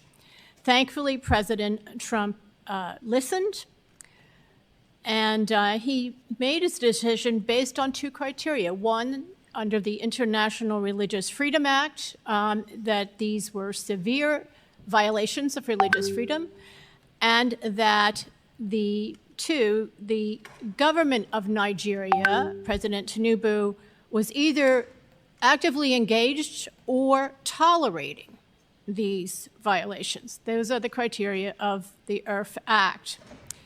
So Nigeria's multifaceted terror problem that has had a devastating impact on both Muslims and Christians alike is well known, but the long overlooked persecution of Nigeria's Middle Belt Christians by Fulani jihadi militias finally got Washington's attention when that March hearing was held, and Bishop nnamdi testified. The bishop gave startling firsthand testimony that described frequent raids on farmlands of his Makurdi diocese by armed Fulani Muslim herders who kill, rape, or kidnap residents, all the while shouting the jihadi battle cry, Allahu Akbar. Bishop nnamdi, who testified today as well, and I'm honored to be part of this hearing with him, related that 20 parishes in his diocese have been shut down because of these attacks. Moreover, he said, Nigeria's government was doing nothing to stop this. I agreed in my testimony then that Nigeria should be designated a CPC precisely because the relentless and systematic Fulani attacks targeting Middle Belt Christians are carried out with complete government impunity. By contrast, the government is fighting the terror groups in the north. So this is really key to understanding why CPC is warranted in this case. The bishop's frank testimony required heroic courage. He soon began receiving death threats. A few weeks later, Fulani militants attacked his home village and massacred 12 of his relatives and scores of others. The priest directing his Justice and Peace Office, who took the body counts and came to the aid of survivors in such attacks, has been forced to take temporary leave after credible threats to his life. Mr. Chairman, you and White House officials who had met with Bishop nnamdi were appalled when you heard of this. The attack was part of the brutal pattern seen in hard-hit Benue and various other Middle Belt states, but it also raised the concern that this attack was in reprisal for his testimony to Congress, one organized not simply by nomadic herders, but by those in Nigeria who are close observers of Washington. 2 weeks after that incident, Yelawada, which is, by the way, only 5 miles from the state capital of Makurdi, that's Benue State, was hit by a large Fulani raid. Others have spoken about that. Over 270 Christians were murdered, and the victims included some who had been displaced from their hometowns by prior Fulani raids and had sought refuge in Yelawada because there's a military garrison there. The Nigerian troops there did not put up a fight against the dozens of, and it was only dozens, of Fulani attackers who swarmed in on motorcycles and some on foot, wielding assault rifles and machetes as their weapons. This has been going on for years, again with government impunity. Similar attacks are taking place elsewhere in the Middle Belt. To give one recent example, Catholic priest Father George Dogo told the outlet Truth Nigeria, which is directed by former State Department official Douglas Burton, that 10 days ago in Taraba, Fulani militants stormed through a local government area, indiscriminately killing 20 people and burning and damaging homes and churches. A survivor, Christiana Joseph, a 33-year-old farmer from Amadu village, told Truth Nigeria that as she was preparing to go to early morning mass, a Fulani militia arrived on motorcycles and shot into her house. She is quoted stating, "They fired for about 5 minutes, shouting Allahu Akbar. When the gunfire stopped, I went inside and found my husband of 14 years, John Joseph, already dead."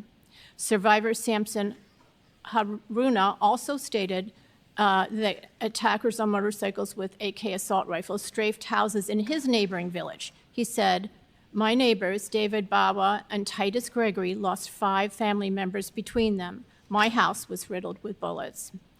According to the Truth Nigeria report on this Taraba attack, quote, "The Fulani militants that attacked were led by warlord Alhaji Tukur, according to community leader USA. Wakori Diocese Bishop Mark Nzukwen called the crisis overwhelming and said that 335 Catholic churches have been destroyed and more than 300,000 Catholics there have been displaced beginning in 2015. That's just in his diocese. According to the head of a local security consultancy, Fulani militants plan and stage their attacks from an abandoned resort now overgrown with vegetation called Damjuma Farm that the Fulani use as a cover for cattle grazing, he said. That's the head of this security agency. But that's just a smokescreen. And he commented that if the government wants to stop the attacks, they must clear out the terrorists from Danjuma farms. In a Daily Post Nigeria article, Reverend John Lekel, the director of social communications for the Wakori Diocese, that's the same diocese that I've been talking about, described the situation as devastating, revealing that many rural parishes have been abandoned following sustained assaults that have claimed multiple lives and destroyed entire villages. Bishop Nzukwen told the respected ACI Africa outlet last year that, quote, if peace is restored, the region's rich agricultural landscape could provide a prosperous future for its residents. Instead, he said, there is food scarcity because of these constant attacks. And there are countless reports like this across the Middle Belt. I mention this one because it shows that Abuja has failed to act even when the Fulani aggressors are identified and their base from which they launch repeated attacks are known. This represents not only a horrifying pattern of severe persecution by Fulanis targeting largely Christian areas, but also a shocking pattern of government tolerance of this persecution. I want to give one last example from Plateau State that occurred a month ago. The Reverend Ezekiel Dechomo of Plateau, who is the regional chairman of the Church of Christ in Nations, told journalist in Jos on October 24 that Islamic extremists have threatened to murder him from calling on the Nigerian and U.S. governments to help protect Christians against genocide. He told the Christian outlet Morning Star News, quote, my life is in grave danger. Even as I speak, I am on the lookout for attacks. I no longer sleep with my eyes closed. I have been attacked before but escaped. The threats came after he appeared in a video on October 15, standing in a mass grave containing the remains of a dozen slain church members, reportedly killed by Fulani herders. And Mr. Chairman, there have been hundreds of priests and pastors killed in the last 15 years, targeted, not as the State Department reports that they were walking alone or unguarded on a road at night, but they've been attacked and killed in their rectories, homes, and inside their churches. As the Nigeria government issues denials and watches passively, with no Fulanis prosecuted and no Nigerian forces prepared to defend the vulnerable, the Christian death toll from Fulani militia attacks alone, leaving aside the terror attacks from Boko Haram and ISWAP and the others, is in the thousands, and Christian survivors in displacement camps number in the millions. The respected research group Open Doors cites Nigeria as now the world's most dangerous country for Christians because of their religion.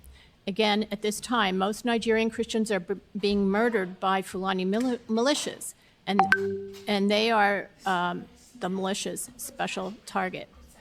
Age of the Church in Need reported last month, quote, and this is a pontifical foundation that says this, Nigerian Christians in the Middle Belt are bearing the brunt of violent attacks from those identified as Fulani militants. Some insist that the violent aggression by the Fulani herders against the Christian farmers on their own land is the unavoidable result of climate change. The State Department Religious Freedom Reports have annually described these indiscriminate mass killings as clashes between two socioeconomic groups who fight over scarce resources brought on by climate change. Religion has nothing to do with it, they claim. This justification of Fulani violence has recently shifted. Now it is generally acknowledged that Christians are being murdered in cold blood, but it is being argued that more Muslims are killed in the violence, and this proves it has nothing to do with religion, they say.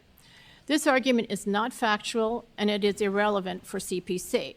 The premise that more Muslims than Christians are killed is debatable, as the scholarly Observatory for Religious Freedom in Africa documents. In any case, most Nigerian Muslims live in the north, where Boko Haram and a plethora of ISIS and al-Qaeda-linked Islamic terrorist groups attack them and non-Muslims alike, and this violence, too, is religiously based. However, significant for CPC criteria, the Nigerian military is actively fighting those terror groups in the north. By contrast, in the Middle Belt, where most of the Christians are being killed in recent years, and where Christians are the special target of Fulani herder militias, the government isn't lifting a finger against the Fulani militants. Instead, it is tolerating them and denying it is happening. I have also heard about sporadic Christian attacks on Muslim villages. To the extent that the government is not taking action in those cases, that is further reason for CPC designation. Political momentum to list Nigeria among the world's worst persecutors gained throughout October as the annual CPC review neared the year-end deadline, and reports of massacres kept coming. On October 21, the Pontifical Foundation, Aid to the Church in Need, issued its World Survey that reported, quote, "The number and ferocity of the attacks on Christian villages in the Middle Belt have led some experts to conclude that these incursions are a deliberate land grab to remove Christians and Islamize the region," end quote. Various high-level White House officials in the State Department were also hearing from groups of religious freedom activists on Nigeria. Later that week, President Trump made the CPC designation. For the first time, the issue of Fulani militias targeting Christians for mass murder received official U.S. acknowledgement when Secretary Rubio addressed this. This, in turn, got the attention of Nigeria's President Tinubu, who said he is willing to work with the U.S. Until now, he has not shown the political will to stop this Fulani violence. CPC, as you know, is a two-step process. The next step in this process requires the president to adopt a policy response. And we heard today from the State Department about what is being considered. And there are several actions that I also endorse. One is it's been raised before by Representative Moore, and it's my first recommendation: disarm Fulani herders. These militias are loosely organized. They don't have explosives or drones, don't use tunnels, suicide vests, or propaganda films. They are an unsophisticated, but nevertheless lethal force because they come armed with AK-47s and 49s, while their targets have only homemade pipe bombs to defend, pipe guns to defend themselves with. Assault rifles, such as those used by the Fulanis, are heavily regulated by Nigeria's Firearms Act and illegal for the targeted Christian farming villages. The act specifically only allows homemade what are called Dane guns, cap guns, and another muzzle-loading guns. The act thus outlaws the firearms that would match the assault rifle firepower of Fulani militias and leaves the peaceful Christian communities essentially defenseless. President Tinubu should order the removal of Fulani heavy weapons, raiding their encampments at Dan Juma Farm in Taraba and other places in the process. He should direct the powerful cattle breeders associations, such as the Mayeti Allah Cattle Breeders Association, to cooperate in doing this. Two, fortifying targeted areas. So U.S. foreign aid in Nigeria in recent years has amounted to about $1 billion annually. Areas targeted by these Fulani militias should receive some of this aid to securely return home and reclaim their properties, rebuild, and defend themselves. For example, this aid could go toward intelligence sharing, the training and equipping of local private security guards, as well as other measures. Again, the Fulani militias are not the formidable foes seen in ISIS and al-Qaeda, and their attacks could be prevented relatively easily, prevented and defended against by these basic measures. Humanitarian aid is important, and this should be for the victims of Fulani herder militia attacks. and this should be distributed through trusted local providers, including through the churches on the ground that are currently one of the main aid providers to the survivors of these attacks. And it's just, again, tragic and ironic that productive farmers now need food aid since they have been driven from their Middle Belt farms. 4, sanctions against those aiding, abetting, and granting impunity to the Fulani herding militias, including those sanctions should include high-level officials in the criminal justice system and the military. The U.S. should gather intelligence regarding official responses to the Fulani herder militias and review possible visa and Magnitsky sanctions for those aiding and abetting. The Fulani warlords' names are known or knowable. Out of all the, I think it's important to understand that out of all the violent attacks by Fulani herder militias, there have been only a few arrests. One involved the prosecution of a Fulani herder who was convicted of destroying melons at a melon company who received a 10-year sentence. It shows the government can get tough when it wants to. And 2 high-profile legal cases of violent attacks on Christians have seen movement in recent months. One concerns the Catholic Church of St. Francis in Ondo, where terrorists killed some 40 worshipers on Pentecost Sunday in 2022. Depositions are being taken in that case. Ondo's bishop recently told me, but the trial has not yet started. It's important to note that's not in the Middle Belt, it's in the South. The 5 suspects being held are said to be part of the East African Shabab terror group and are not members of the Fulani herder militia.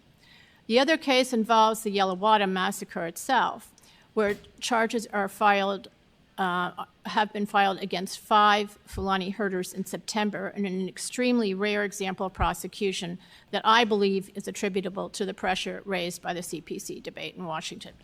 Finally, the International Religious Freedom Act suggests as a possible policy response to CPC designation a binding agreement with the country to prevent further violence. So I think that is something that should be considered as well.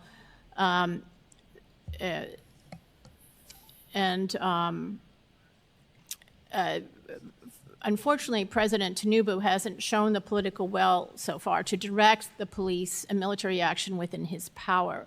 And he argues that because the police force is centralized under the Constitution, he is overwhelmed. He says that a constitutional amendment is required to give back policing power to the governors of the state, and that could take years. However, right now there exist legal ways he can shore up defenses within the targeted Christian areas.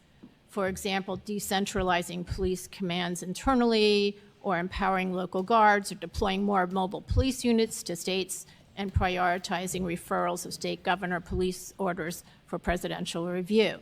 So I suggest that the U.S. enter into a binding agreement with Nigeria to ensure this needed police protection against the Fulani militias.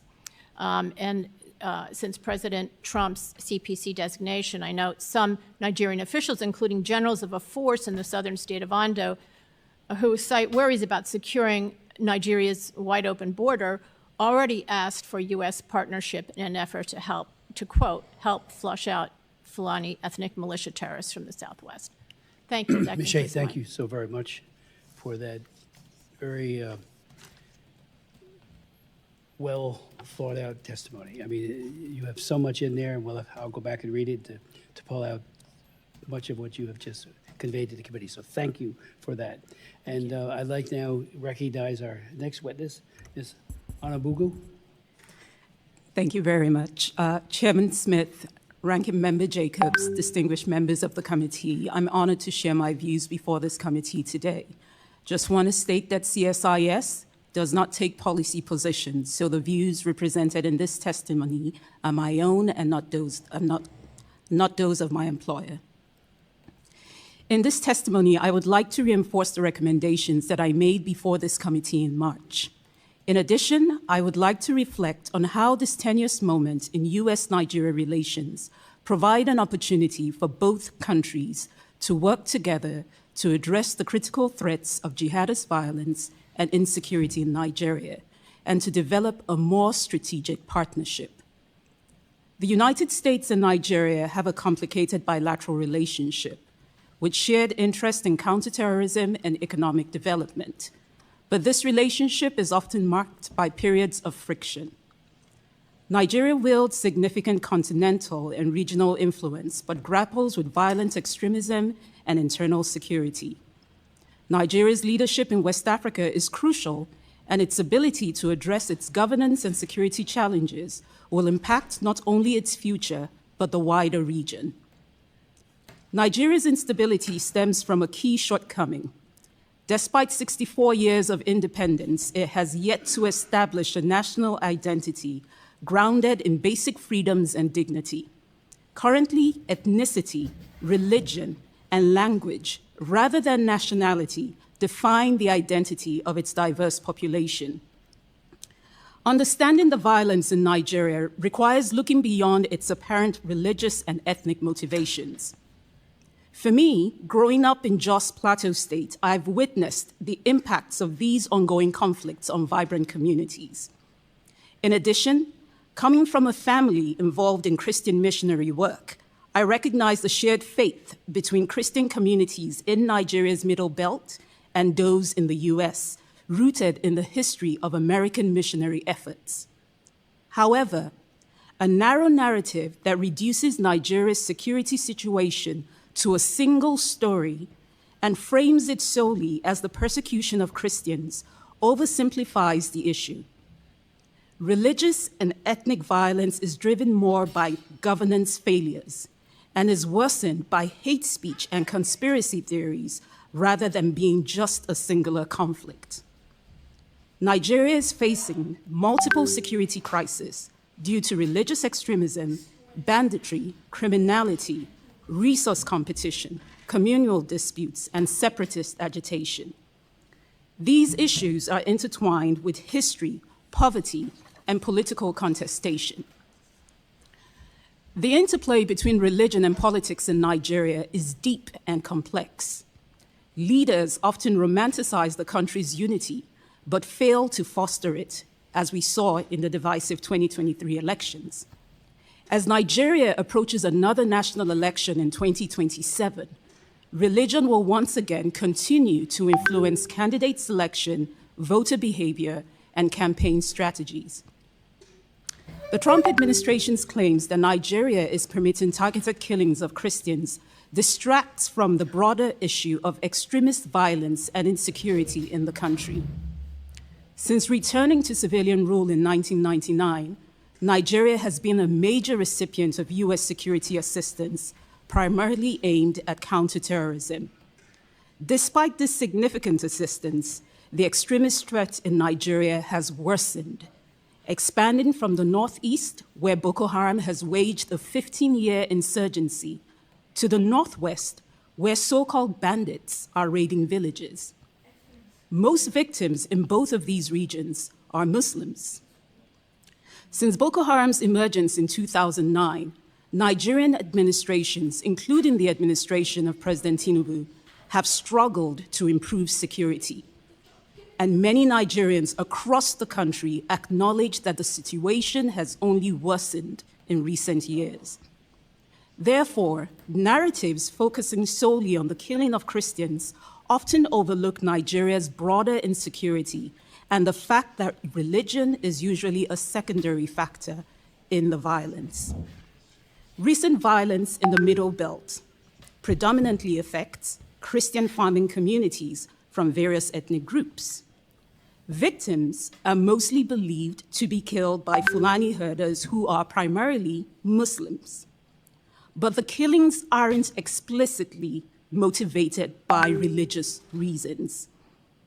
While some community members actually describe the violence in their communities as genocidal, they often emphasize that the underlying causes are ethnic and material, such as land grabs, rather than on religious differences alone.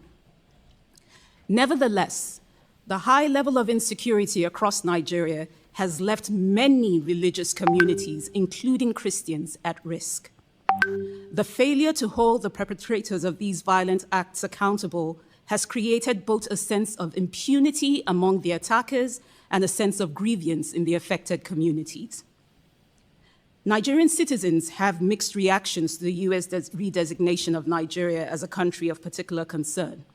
Many particular Christian groups welcome the attention, seeing it as a chance to push the Nigerian government to act against the violence.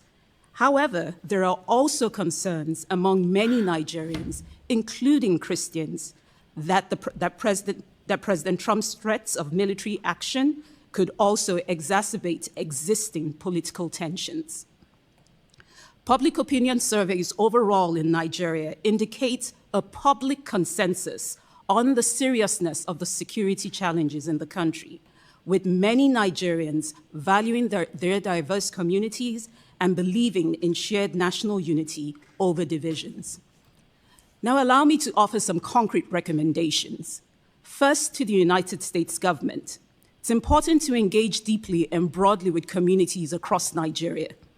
The U.S. can play a constructive role, but it must avoid selective intervention and address the concerns of all Nigerians across all religions to prevent worsening sectarian divisions. Two, it's important to rethink reactive quick-win actions that may seem beneficial to Nigerians, but could have larger and far-reaching negative impacts. If the Trump administration proceeds with unilateral military action in Nigeria, it could endanger the Christians it aims to protect and worsens divisions along religious lines. Third, prioritize security governance to help tackle the violence. The U.S. should reassess its security cooperation with Nigeria, focusing on building a program that prioritizes security governance and ties military support to tangible reforms. This renewed partnership should extend beyond military aid to include intelligence sharing, rule of law, and governance. 4, support local actors that are advancing inclusive peace and conflict resolution. Supporting moderate religious leaders and community networks in developing early warning systems can shift the focus from identity-based conflict to sustainable solutions. 5, work more with Nigeria's states and its growing city centers. The U.S. government should decentralize its engagement with Nigeria by strengthening dialogue and support for receptive leaders at state and local levels, particularly in the Middle Belt, which is home to about 45 million people. The focus should be on local security to foster a safe environment for agriculture and manufacturing. This approach should integrate economic development with sustainable peace by addressing root causes of the conflict through economic revitalization, institutional reform, and business initiatives. Finally, for the U.S. government, it is important to revive the U.S. Congressional Bipartisan Caucus on Nigeria. The U.S. relationship with Nigeria is a key strategic partnership in Africa.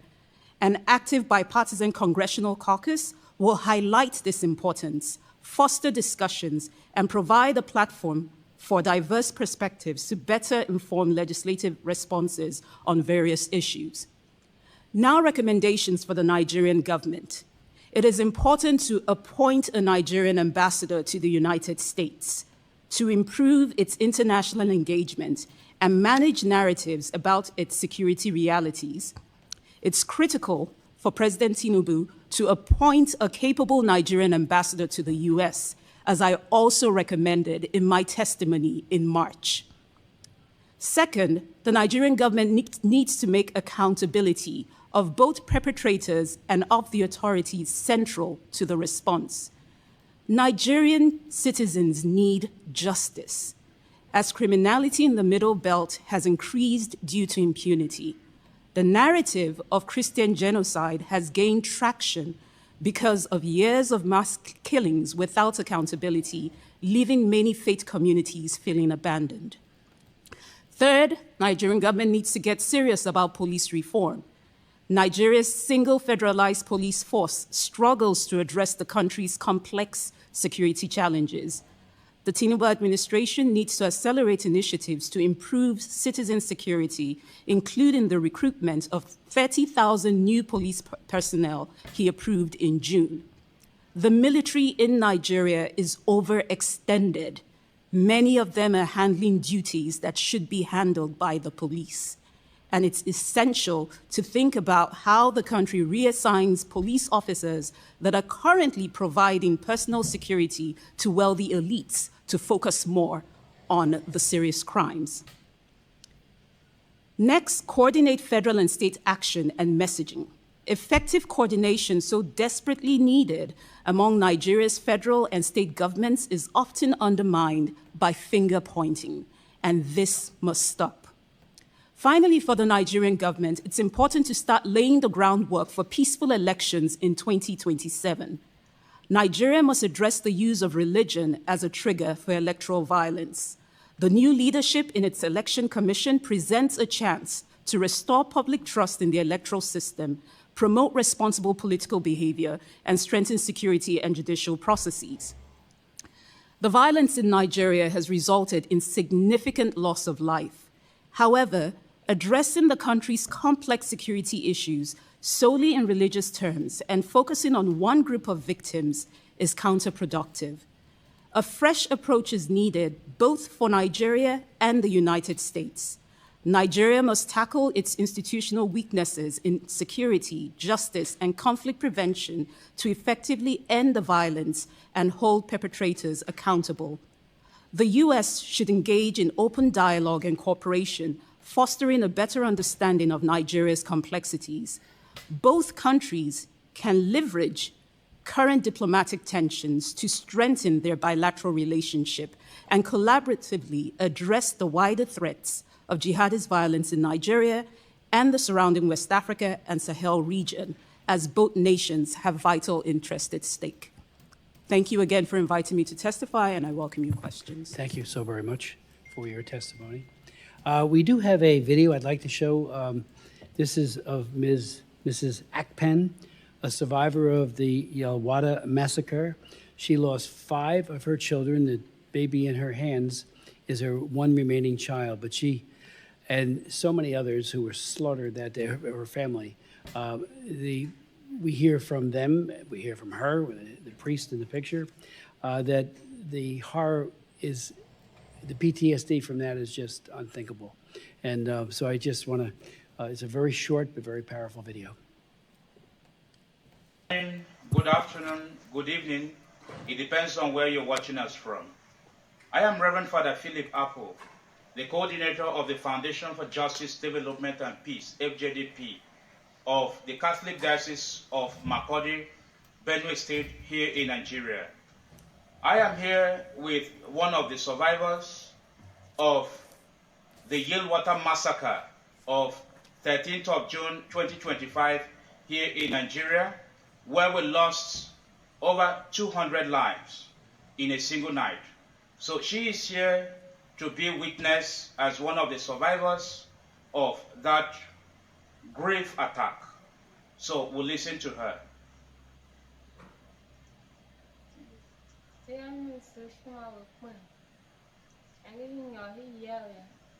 That her name is Nsushima Akpen.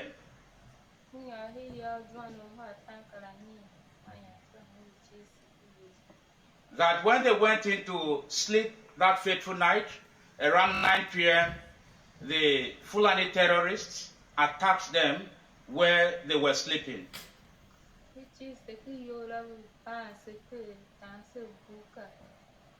That they were locked inside the camp, Al Yelwada, and they were butchering them with cutlasses and shooting guns as well.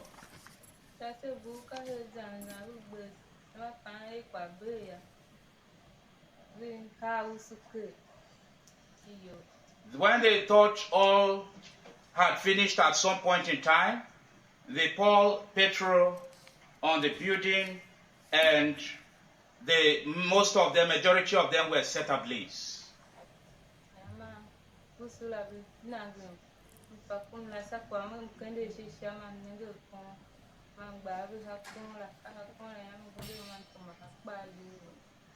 That in the course of this action, she saw a tree up when she lifted up her eyes, and she raised her hands, head on the tree, climbed up where she was able to hit herself.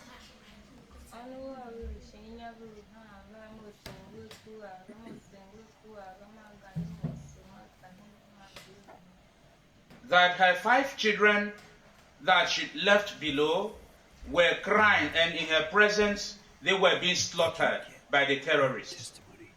Okay.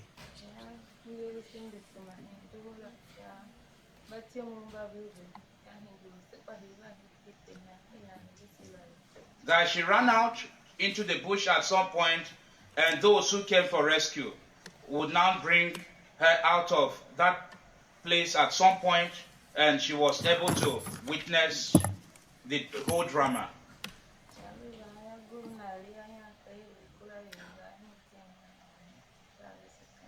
And when the people came, they were now relocated to a new camp. So thank you very much. This is the much we can receive from Msoshima Akpen. God bless you. Thank you very much. And we now go to questions. Let me just ask, on one of my trips to Nigeria, I did visit the Fusion Center, which there was a great deal of cooperation beginning. And I mentioned that our ambassador, Mike Waltz, to the United Nations was actually deployed there as a Green Beret and a part of a special forces training component. There was a great hesitancy on the part of our government to engage that to the degree that would really make a difference. And I'll tell you what they told me. They said that they were worried about the applying the Leahy law so that we do not fund or train human rights violators. So believing that, I actually asked, I had a hearing, and Ed Royce did a hearing on the full committee, and we asked the Undersecretary of State under the Obama administration could be trained. And she said, matter of factly, half.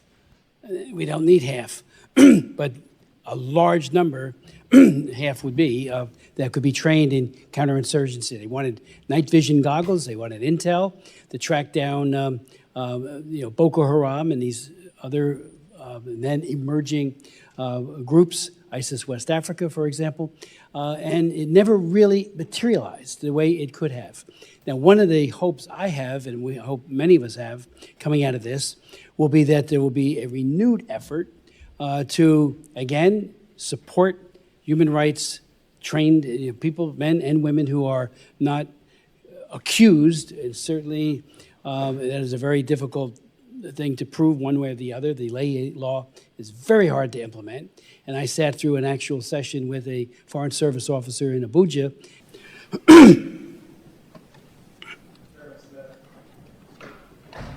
Chairman Smith, Ranking Member Jacobs, and distinguished members of the subcommittee, thank you for the opportunity to testify today on the administration's redesignation of Nigeria as a country of particular concern under the International Religious Freedom Act. In June of this year in Benue State, Nigeria, Fulani militants armed with guns and machetes set homes and food stores ablaze and locked families inside burning buildings, killing over 200 Christians. Witnesses reported assailants shouting Allahu Akbar as they assaulted St. Joseph's Church.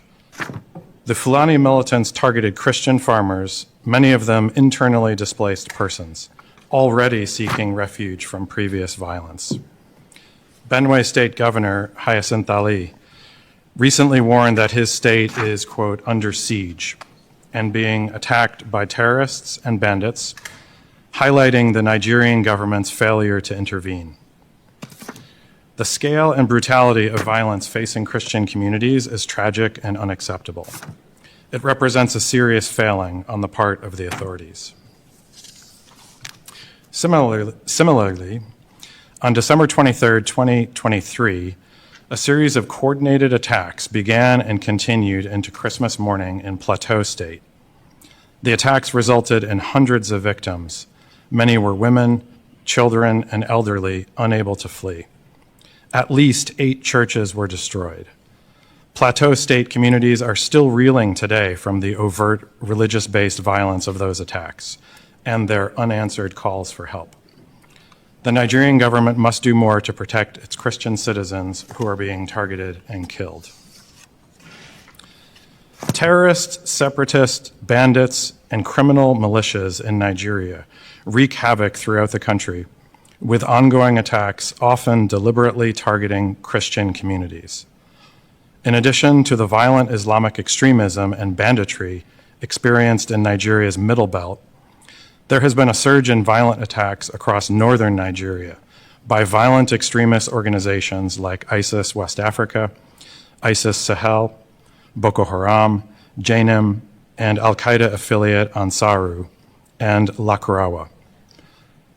The ongoing violence is a problem of prioritization for the government of Nigeria. Although its military and police are engaged and taking significant losses in their counterterrorism efforts in the Northeast, the Nigerian government has not done enough to effectively combat violence in the Middle Belt, protect Christian communities, or hold perpetrators accountable. The intent of the administration's approach is to raise the protection of Christians to the top of the government of Nigeria's priorities, especially in the Middle Belt. Nigeria is a key regional partner, Africa's largest democracy and most populous nation, with whom we share economic and security interests. It is in the United States' interest to work with the Nigerian government on a plan of action to strengthen security for at-risk Christian communities and Nigerians of all faiths whose ability to practice their faith is put in jeopardy by endemic violence and terrorism. We welcome Nigeria's willingness to cooperate following the CPC designation. We look forward to seeing these commitments put into action. The Trump administration is developing a plan to incentivize and compel the Nigerian government to better protect Christian communities and improve religious freedom. This plan will consider U.S. state and Treasury engagement on sanctions, as well as possible Department of War engagement on counterterrorism and other efforts to protect religious communities. Secretary Rubio and Deputy Secretary Landau have engaged already with members of the Nigerian government on the importance of addressing the violence facing Christians in the Middle Belt. Ultimately, the President's decision underscores the administration's commitment to promoting religious freedom as a universal right and a fundamental freedom. The levels of violence and atrocities committed against Christians and communities of all faiths in Nigeria are appalling and threaten this universal right. We remain open to working together with the Nigerians, but we also expect the Nigerian government to deliver results on the ground as proof of their commitment to this universal right. Thank you for your attention, and I welcome your questions. Thank you. Mr. Ambassador, Mr. McGee. Chairman Smith, Ranking Member.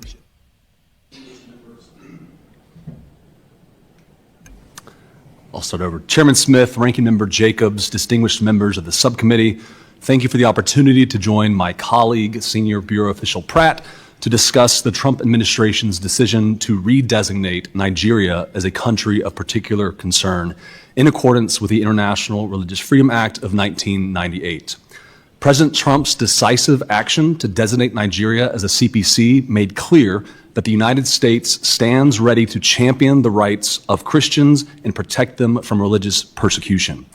The religious freedom situation in Nigeria is well documented in the annual IRF reports. The IRF Act, designed by Congress nearly 3 decades ago, establishes religious freedom as a U.S. foreign policy priority and mandates that the president call out religious freedom violators as a reflection of the importance our nation places on America's first freedom. As my colleague stated, the levels of violence and atrocities committed against Christians in Nigeria are appalling. Particularly in the Middle Belt, these attacks directly target Christian populations. Ample witness testimonies have confirmed attackers used religious language during their attacks and specifically targeted Christians for killing, abduction, and rape. It is clear Nigerians are being attacked and killed because of their faith, and the Nigerian government must uphold its duty to protect them. The United States stands with civil society and religious actors brave enough to speak about the tragic violence and discrimination they face in Nigeria.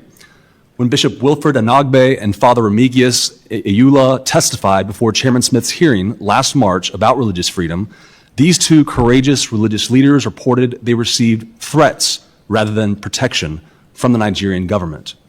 But the United States listened, and we will continue to listen and act until the Nigerian government protects religious freedom strengthens its protections for vulnerable Christians, and holds perpetrators accountable.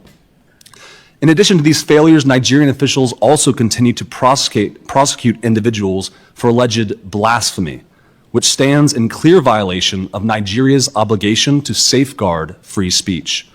Under the Sharia penal codes enforced in 12 of its states, Nigeria is one of only 8 countries in the world that allows for penalties up to execution for blasphemy, along with Iran and Pakistan, which have long been designated CPCs.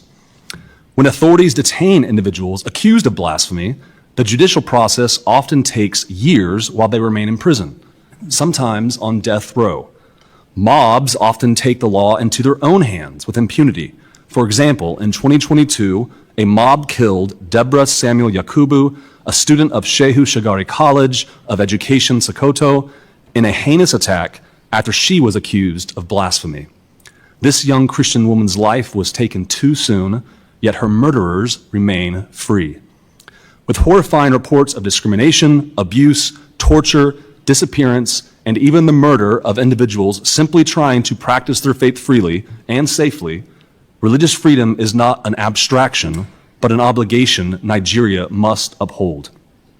This administration has heard the steady, clarion call from civil society and religious actors about the pernicious impact of the violence on religious communities. The Nigerian government must protect religious freedom, strengthen protections of vulnerable Christians, hold perpetrators accountable, and make measurable progress toward ending this violence against Christians as well as any Nigerians persecuted for their faith.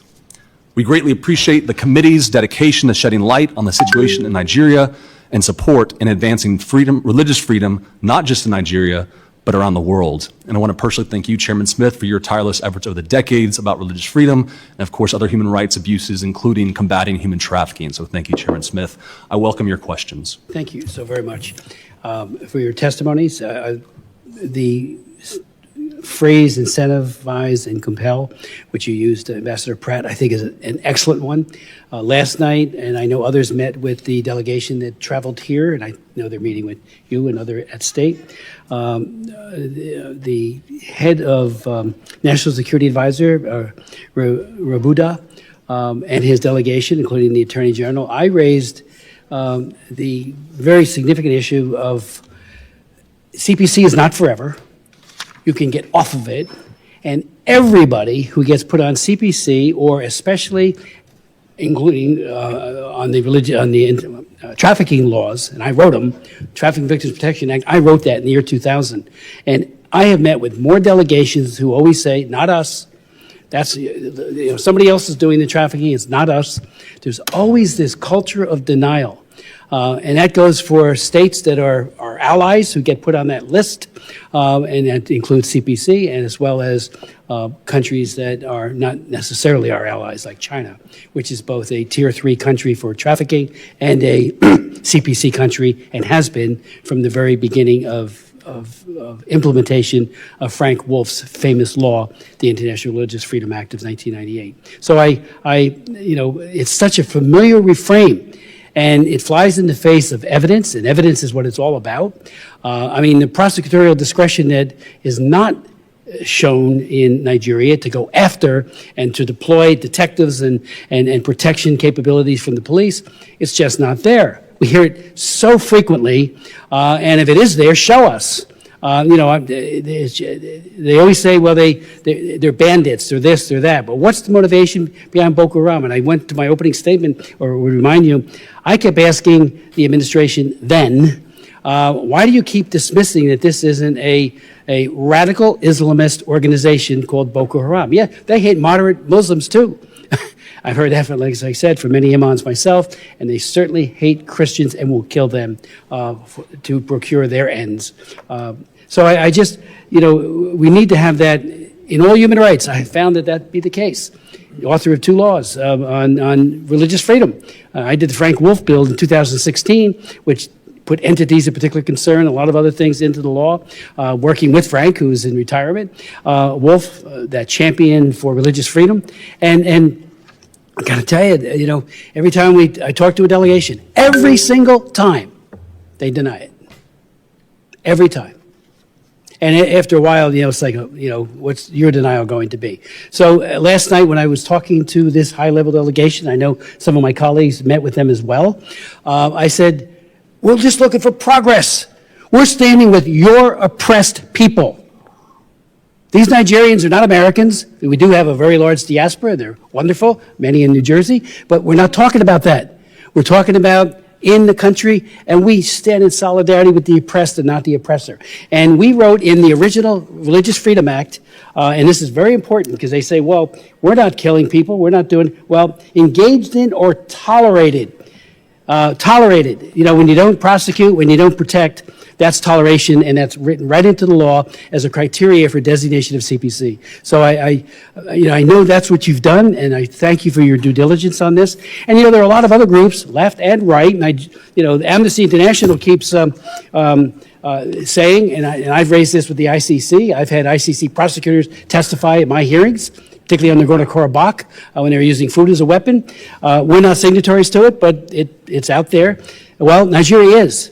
And Amnesty, again, last year, they keep asking, where's the prosecutions for this? Nigeria, Amnesty International petitions the ICC judges to end prosecutors' delaying of justice for atrocity crimes. So are they wrong too? And I do hope that, and without objection, I would ask that article be made a part of the record about Amnesty. So it's very, very concerning, and I do hope that you will know that this is just par for the course. It's just not us, and it gets very, very tiresome. Show us that it's not you. Open it all up. How many of you, where are the prosecutions? We hear from so many Christians that they dial into the police and nobody shows up.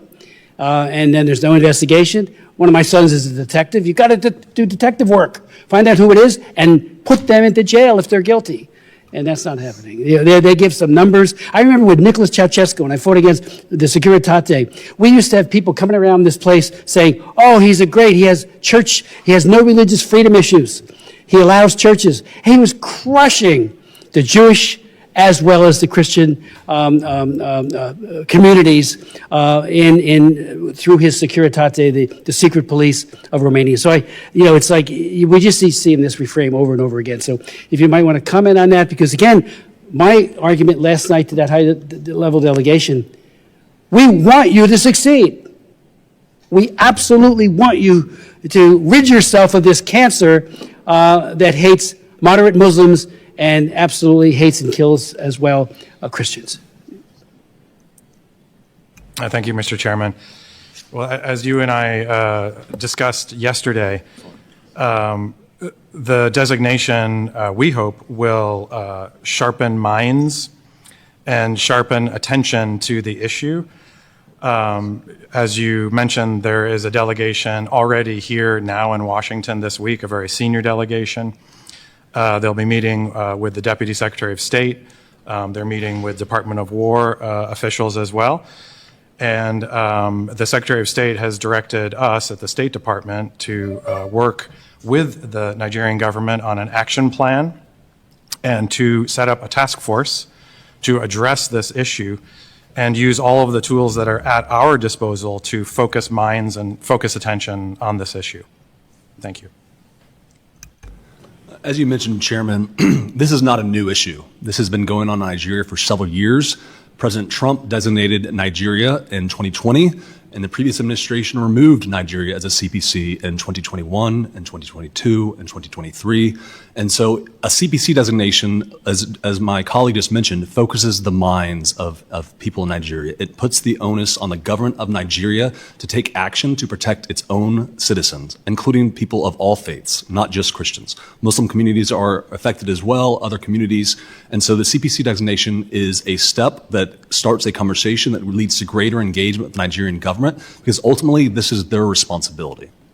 Let me just, there is talk, while CPC is not a designation of genocide, there is a very cogent argument to be made that this is a genocide. And I remind people that, again, there's all this denial. You know, I had 3 hearings on the Armenian genocide, and I had sitting right where you're sitting, Mr. McGee, an ambassador from Turkey, who said, if you recognize, and we had a good bipartisan effort going on this, if you recognize the so-called Armenian genocide, we'll throw you out of your base in Incirlik. And I said, what a great NATO partner you are. It was just amazing. We've seen it over and over again. You know, when I went to Darfur and met with Bashir, you know, we then went to the UN, Human Rights Commission, as it was called then, not the Council. We were flabbergasted that they wouldn't call what was happening in Darfur a genocide. And again, I remind everybody, Article 2 says genocide means any of the following acts committed with intent to destroy, in whole or in part, a national, ethnical, racial, or religious group as such, in whole or in part. It's very clear. Now, we're not talking in CPC about genocide, but when we fought against ISIS, and Jeff Fortenberry did a very serious bill because the administration then would not recognize what ISIS was doing to the Chaldeans, and I went and visited with them in that part of the world. I was shocked that they wouldn't do it. We got a bipartisan piece of legislation passed that did recognize the genocide, and then finally John Kerry said, "Okay, well, you know, we'll call it what it is." So, you know, whole or in part.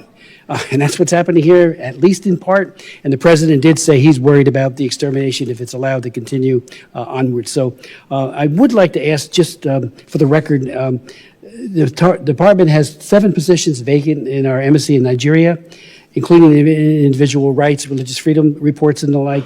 I just encourage you to fill those as quickly as possible. I think that would be very helpful if you could. And I yield to Ms. Jacobs. Thank you, Mr. Chairman. So as I noted in my opening remarks, a recent DevX article described a former program from Search for Common Ground that Secretary Rubio terminated earlier this year. This program set up critical early warning systems in communities in Yelwada, a predominantly Christian region in Nigeria's Middle Belt, that actually worked in decreasing instances of violence and deaths. In June, this same community experienced an attack, but without that early warning system. Nearly 200 people died and 4,000 people fled their homes. Security forces arrived long after the attackers left. And had this program still been in place, it could have prevented some of these deaths by sending early warning signs ahead of the attack and taking actions to prevent or respond to it. Mr. McGee, this program was funded by your bureau, the Democracy, Human Rights, and Labor Bureau. Can you explain to the committee why the department canceled this program?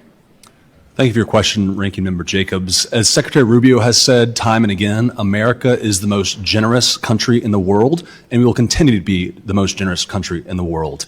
We are looking at every option to stop this atrocious violence, but ultimately the violence must be stopped by the Nigerian government. Okay, in terms of programming, will you recommend restarting this program to the Secretary? So to your question, Ranking Member Jacobs, we do have ongoing program, including early warning and early response systems that are effective across the Middle Belt, and they have saved lives. And so we have a lot of tools at our disposal in DRL and across the State Department that is not just assistance, but is security, that is economic engagement. Across the State Department, we're reviewing every single tool that we have to make sure that this violence stops. But ultimately, America can partner with the Nigerian government, but the Nigerian government must take responsibility and protect religious freedom for all communities, especially Christians right now who are suffering disproportionately. So my understanding is that most of those programs have been canceled, but I look forward to hearing from you which of those programs have continued to be funded and which you intend to restart.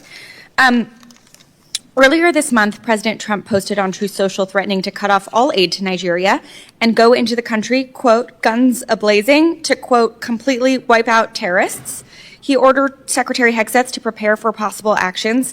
To your question, Ranking Member Jacobs, we do have ongoing program, including early warning and early response systems that are effective across the Middle Belt, and they have saved lives. And so we have a lot of tools at our disposal in DRL and across the State Department that is not just assistance, but is security, that is economic engagement. Across the State Department, we're reviewing every single tool that we have to make sure that this violence stops. But ultimately, America can partner with the Nigerian government, but the Nigerian government must take responsibility and protect religious freedom for all communities, especially Christians right now who are suffering disproportionately. So my understanding is that most of those programs have been canceled, but I look forward to hearing from you which of those programs have continued to be funded and which you intend to restart. Earlier this month, President Trump posted on Truth Social threatening to cut off all aid to Nigeria and go into the country, quote, guns a-blazing, to, quote, completely wipe out terrorists. He ordered Secretary Hegseth to prepare for possible actions. This reckless threat provoked calls within the Nigerian government and public to respect Nigeria's sovereignty and territorial integrity. Ambassador Pratt, what role has Secretary Rubio been given to respond to this challenge using diplomatic and development tools? Thank you for the question. The Secretary of State, as I mentioned, has directed us to come up with a comprehensive plan using all of the tools that are at our disposal, primarily diplomatic, but also security, also assistance, cooperation programs. This would span from security to policing to economic. We want to look at all of these tools and have a comprehensive strategy to get the best result possible. Great. We will look forward to seeing that strategy. There were public reports that AFRICOM has laid out 3 potential military options. What is the status of this decision at an interagency level? We have had interagency discussions about all of the tools that are at our disposal, including on the security side of the equation, and we have a live discussion with the Nigerian government about how we can assist them in responding to security threats in the country, including this one. Have there been any NSC meetings on this issue? There have. Okay. And I want to turn to another program that I raised during my remarks, the Community Initiatives to Promote Peace. Again, this one incredibly successful, saw positive results showing that only 10% of people who received this training experienced violence in their communities compared to 41% of people who didn't. This is an extremely low-cost, effective intervention, and yet again, this program was eliminated. Mr. McGee, can you help the committee understand why this program wasn't deemed worthwhile to continue? So again, the programming that I mentioned that we still have continuing in the middle belt, the early warning, early response, also includes dialogue amongst religious communities. And we have seen effective dialogue between those communities that do promote religious tolerance, addressing some of the root causes that you mentioned earlier. And so we're committed to continue to provide support to the Nigerian government. That obviously programming doesn't go to the Nigerian government. It goes to locally owned and locally managed programming opportunities. And so we're still doing that programming, and we're committed to use every tool at our disposal to help the Nigerian government take care of this issue. Thank you. The State Department still has not submitted the annual International Religious Freedom Report that is statutorily required by May of this year. It's November. This committee has not seen this administration's analysis, therefore, of the situation in Nigeria or actions taken in support of religious freedom. Mr. McGee, when will we see this report? When will the State Department submit it? So as you mentioned, Ranking Member Jacobs, the IRF reports are a valuable tool to give an overview of religious freedom in every country around the world and to tell the Nigerian government steps they can take and the situation on the ground. So we're working on those and will be released soon. There's also, of course, the human rights reports that have been released that are a snapshot or an overview of the human rights condition in every country around the world, 198 countries and territories. And so we're committed to releasing the IRF reports as soon as they're ready. Okay, great. In mid-October, Senior Advisor Boulos stated that Boko Haram and ISIS are killing more Muslims than Christians. What is the State Department's assessment? Have these groups killed more Muslims or Christians? And what evidence is the State Department citing that Christians in Nigeria are at specific grave risk of atrocities?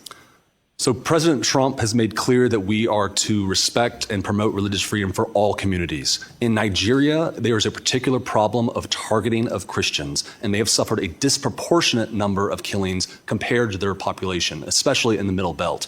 And when we see attackers chanting religious slogans, churches being destroyed to the tune of thousands over the last several years, thousands of Christians being killed, and particular targeting on Christian holidays like Christmas and Easter and other holidays. This shows there's a religious component targeted towards Christians in particular. That being said, we stand with all communities around the world who are suffering religious persecution because of their faith. We value religious freedom as a per se good, and we're committed to protect religious communities no matter where they are.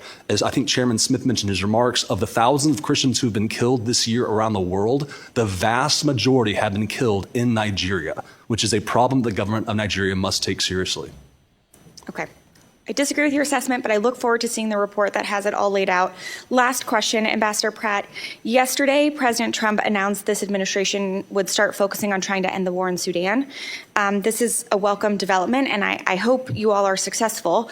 I am, however, concerned that the sporadic high-level attention without the appropriate staff at the working level will not be enough to bring a sustained end to the war or transition to a real peace process that includes Sudanese civilians. Could you share more about the State Department's strategy to bring the war in Sudan to an end? How many people on your team are dedicated to this portfolio? Has there been an NAC meeting about this recently? Will there be shortly? How can we be sure that this will be a sustained approach? Thank you very much, Ranking Member Jacobs. I'm very proud to have fought very hard to retain all of the staff in the Africa Bureau during the recent reorganization that the State Department undertook. We were able to present very convincing data about the understaffing historically in the Bureau. And so not only did we retain staff, we also gained additional staff to help on the assistance side. On Sudan, we retain a very large office by State Department standards focused on Sudan, and we are very lucky to have Senior Advisor Boulos, who has brought high-level White House attention to two key issues for us, which is Eastern DRC, as you know, and Sudan. Senior Advisor Boulos has also worked on other issues to bring profile and attention to them. And so we welcome the President's comments and profile in his meetings with the Saudi leader yesterday to draw attention and resources to this issue. Okay. Listen, I know you all are doing what you can. AF is mostly intact. Staff bandwidth is still limited by USAID cuts at embassy and the cut to the Bureau of Conflict and Stabilization Operations that I know was working hard on this issue. And the administration has yet to name a special envoy for Sudan. So I look forward to continuing this conversation to make sure that you all have what you need to be successful in this endeavor. Thank you, Mr. Chairman. I yield back. Mr. Baird. Thank you, Mr. Chairman, and I want to thank our witnesses for being here. My question deals with the responsibility, and we've heard a lot about that already, of the Nigerian government for putting an end to this prosecution or persecution. So has the United States really been able to see any progress in terms of the Nigerian government recognizing a duty on its part to reduce this persecution and targeted violence? And to what extent, if any, has the government's accountability made any improvement in reducing these persecutions? So as I mentioned in my opening statement, thank you for your question, Representative Baird. The Nigerian government has to do more. There have been attacks where 0 perpetrators have been held to account and 0 prosecutions. Heinous attacks that cost lives, that drive people out of their homes. There are hundreds of thousands, if not millions, of internally displaced peoples, and those individuals who caused that displacement have not been held to account. So as SBO Pratt mentioned, we're having high-level engagement with the Nigerian government. We have a great partnership on a lot of issues like security, trade, other things, but we're encouraging them to actually take ownership of this responsibility and prosecute the criminals and terrorists who have perpetrated this persecution. So do you feel like there's any movement on the part of the government, Nigerian government, to do that, to move to protect their people? I mean, I just wanted a hint of whether they're moving that direction or not. So I think President Trump took bold action in redesignating Nigeria as a CPC, and that, I believe, has gotten the attention of the Nigerian government. We're engaged in high-level dialogues with them, including this week at the very highest levels. We're planning engagement on the ground, both through our embassy there and other trips, to make sure that Nigerians hear our very important message that they have to do better. So I think we're making progress in the right direction. President Trump's bold action on the CPC designation was an important step. It's gotten their attention in the Nigerian government, but we need to do a lot more. So, Mr. Pratt, I want to delve a little deeper into that CPC designation that he just mentioned. And you know, the Trump's administration was designated Nigeria as a CPC. So do you anticipate the administration will be less likely to issue a waiver in the current administration as opposed to President Trump's first term? And if the president does not issue a waiver this time, do you think that the lack of a waiver now will apply to the necessary pressure to the government to reduce these persecutions? Thank you very much. We are putting together, as I mentioned, a comprehensive plan to use all the tools available. And so I expect, as we're cooperating with the government of Nigeria on what those tools will be, if there is specific U.S. government programs or assistance that will require a waiver, and through agreement in our cooperative relationship with the government of Nigeria on what will be effective and successful, that we may need to seek waivers for some programs. There may be other programs that we will not seek waivers for. Thank you. Mr. McGee, do you have any comments in that regard? I would just echo what SBO Pratt has said, that we're engaged in high levels, and if waivers are needed for certain programs, we're willing to do that. But the important thing is to get the Nigerian government's attention, including about the Sharia law that still exists in the 12 northern states, up to and including the death penalty as a device of punishment. And so we're having frank conversations with Nigerians at all levels of government and are committed to do whatever it takes to continue to encourage them to take actual action and not just talk. So I thank both of you for being here, and Mr. Chairman, I yield back. I thank you very much. Ms. Jayapal.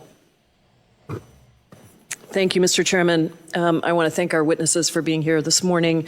And before we turn to Nigeria, since this is the first time we have you in front of us, in front of the committee, I just want to quickly talk about Sudan, because I do think this is so critical. And the humanitarian situation there, the incredible numbers. I mean, 400,000 killed, over 11 million displaced, 30 million in need of humanitarian aid. This is just a stunning crisis, and I did want to appreciate the administration's recent comments on this, particularly Secretary Rubio, when he called for action to cut off the supply of weapons to the Rapid Support Forces. And as the Secretary had previously acknowledged, it has been widely documented that the UAE has been one of the primary drivers in fueling those weapons to the RSF. So I hope that I want to urge the administration to use every piece of leverage that we have to halt that support.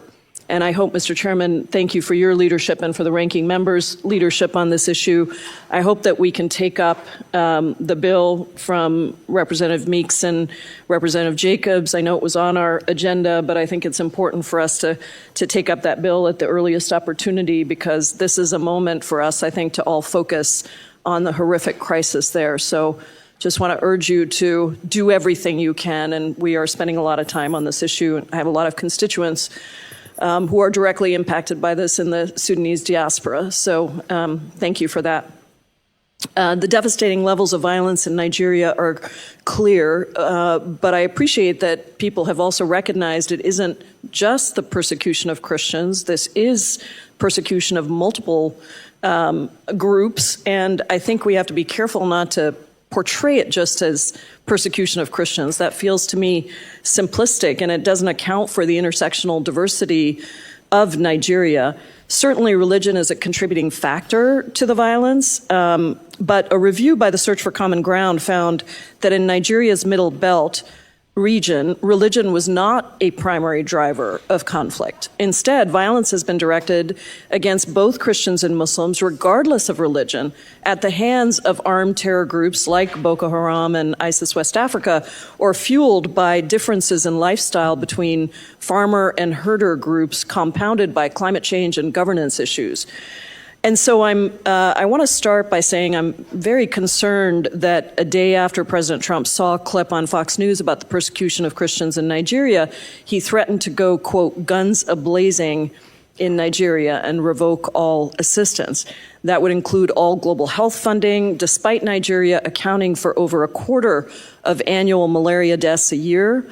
and being home to the world's third largest population living with HIV. These are all issues I worked on in Africa long before coming to Congress. In response, the Nigerian government criticized any action that would violate Nigeria's sovereignty and territorial integrity. I know, Ambassador Pratt, that you've spoken about some agreements, some conversations and a task force with the Nigerian government, but can you tell me under what authority would the U.S. military strike inside of Nigeria? Well, the Secretary of State, and thank you for the question, Congresswoman. The Secretary of State has directed us to put together a comprehensive plan that uses all tools at our disposal, including security and Department of War. And this would be primarily focused on the security that we are providing to the government of Nigeria and how they are deploying their assets. We can also share information and intelligence. We can talk about counterterrorism. And so those are the tools that we are primarily looking at in our strategy. Don't you think it would have been appropriate to have the task force discussion and the alternatives presented prior to the president going on Truth Social and saying we're going to go guns a-blazing into Nigeria?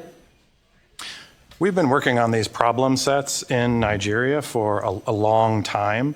We have a lot of programs of assistance in the country. They did undergo a foreign assistance review, but many of them continue, and we want to make sure that we're using them strategically to get the best outcomes. Very diplomatically said, Ambassador. I just wish we would actually stick to that playbook rather than a bully and threaten of a country that is extremely important to us and to the region. I don't think that's the right way to go, to just go on Truth Social and threaten guns a-blazing. I think what you've described is much more appropriate, and I look forward to seeing what comes out of that. You know, we had Ambassador Kelly Curry here before a different subcommittee of this committee, former Trump appointee, and she said in front of the committee in a hearing yesterday, I think it's a very relevant quote, "You cannot solve problems created by men with guns by turning to men with guns for the solution." And I just would urge us to think about that. This is coming from a former Trump appointee. I think if we were to do this, it would just serve to further radicalize communities and risk turning the aggression of actors like Boko Haram and ISIS West Africa directly to the United States. I just have 50. Gentlelady has expired. Oh, it's expired. I'm so sorry. I thought I had 50 seconds left. Thank you for your indulgence. I yield back. Thank you. Chair recognizes Mr. Hosenga. Thank you, Chairman Smith. And I'm going to deviate a little bit from my written remarks, much to the chagrin of my staff, but I feel it needs to be addressed right from the very beginning. The simple fact is radicalized Islamists are running amok in Nigeria. They're terrorizing moderate Muslims. They're terrorizing Christians. And they are targeting Christians. That cannot be disputed. And while we see many people trying to emphasize the outside issues, lifestyle, who owns land, who is the herder, et cetera, they want to emphasize that those are the key drivers and that they're the key drivers of everything but religion. And I and many others, and I'm not just talking about those of us on this committee or Americans, I'm talking about religious leaders in Nigeria, believe religion is one of, if not the main driver of targeted violence right now. We just heard from Bishop Nnamdi. A week and a half ago, I talked to President Magaji. President Magaji is the president of my own, he's the Nigerian president of my own faith sect, the Christian Reformed Church. We have 400,000, mostly from a Dutch background, 400,000 participants and members here in North America between the United States and Canada. We have 500,000 in Nigeria. We are essentially an African church that happens to be headquartered in Grand Rapids, Michigan. And I want to ask this question, because this seems to be sort of part of the central argument. Well, this isn't necessary. Well, certainly the Trump administration believed it was necessary the first go around. And I want to ask this question. Did things improve when the Biden administration removed the CPC? Thank you for your question, Representative Hyde. And just for the record, I'm seeing a number of heads shaking no in the right behind you. And these are people that may have a little better information than what the American media is, and they're all nodding their head right now. So go ahead. Thank you for your question, Representative Huizenga. As you mentioned, violence has increased over the last several years. It was unfortunate that the Biden administration chose to remove Nigeria as a CPC in 2021 and 2022 and 2023. And President Trump's bold action to redesignate them is a wake-up call to the Nigerian government. And as you mentioned, extremist religious ideology is, of course, a primary motivator of these attacks. The attackers themselves use religious language. They target churches. They target Christians on holidays. And absolutely. It was Christmas Eve of 2023 when 200 people were murdered, killed in a church. Now, I want to ask this. So one question was, did things improve? I think the answer is no on that. Here's the question. Proportionally, do we see Christians killing Muslims in Christian areas of Nigeria the way that we are seeing radicalized Islamists killing Christians in Muslim areas of Nigeria? What I can tell you, Representative Huizenga, is that Christians are disproportionately targeted based on their population. Exactly. And by the way, for those that you can't pick up with the microphones, there's audible yeses behind you. Again, the people that are watching who are nodding their heads. Why? Because they have lived this. Their families have lived this. I went to school with kids from Nigeria.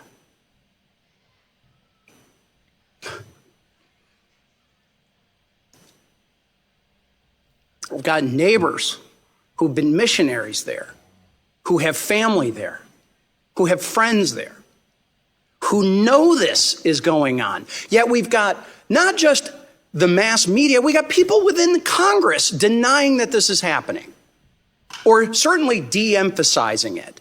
It ought to be outrageous that it is Christians, moderate Muslims, anyone being terrorized by these radicalized Islamists in Nigeria, and we've got the Tinubu government sitting back and not doing enough.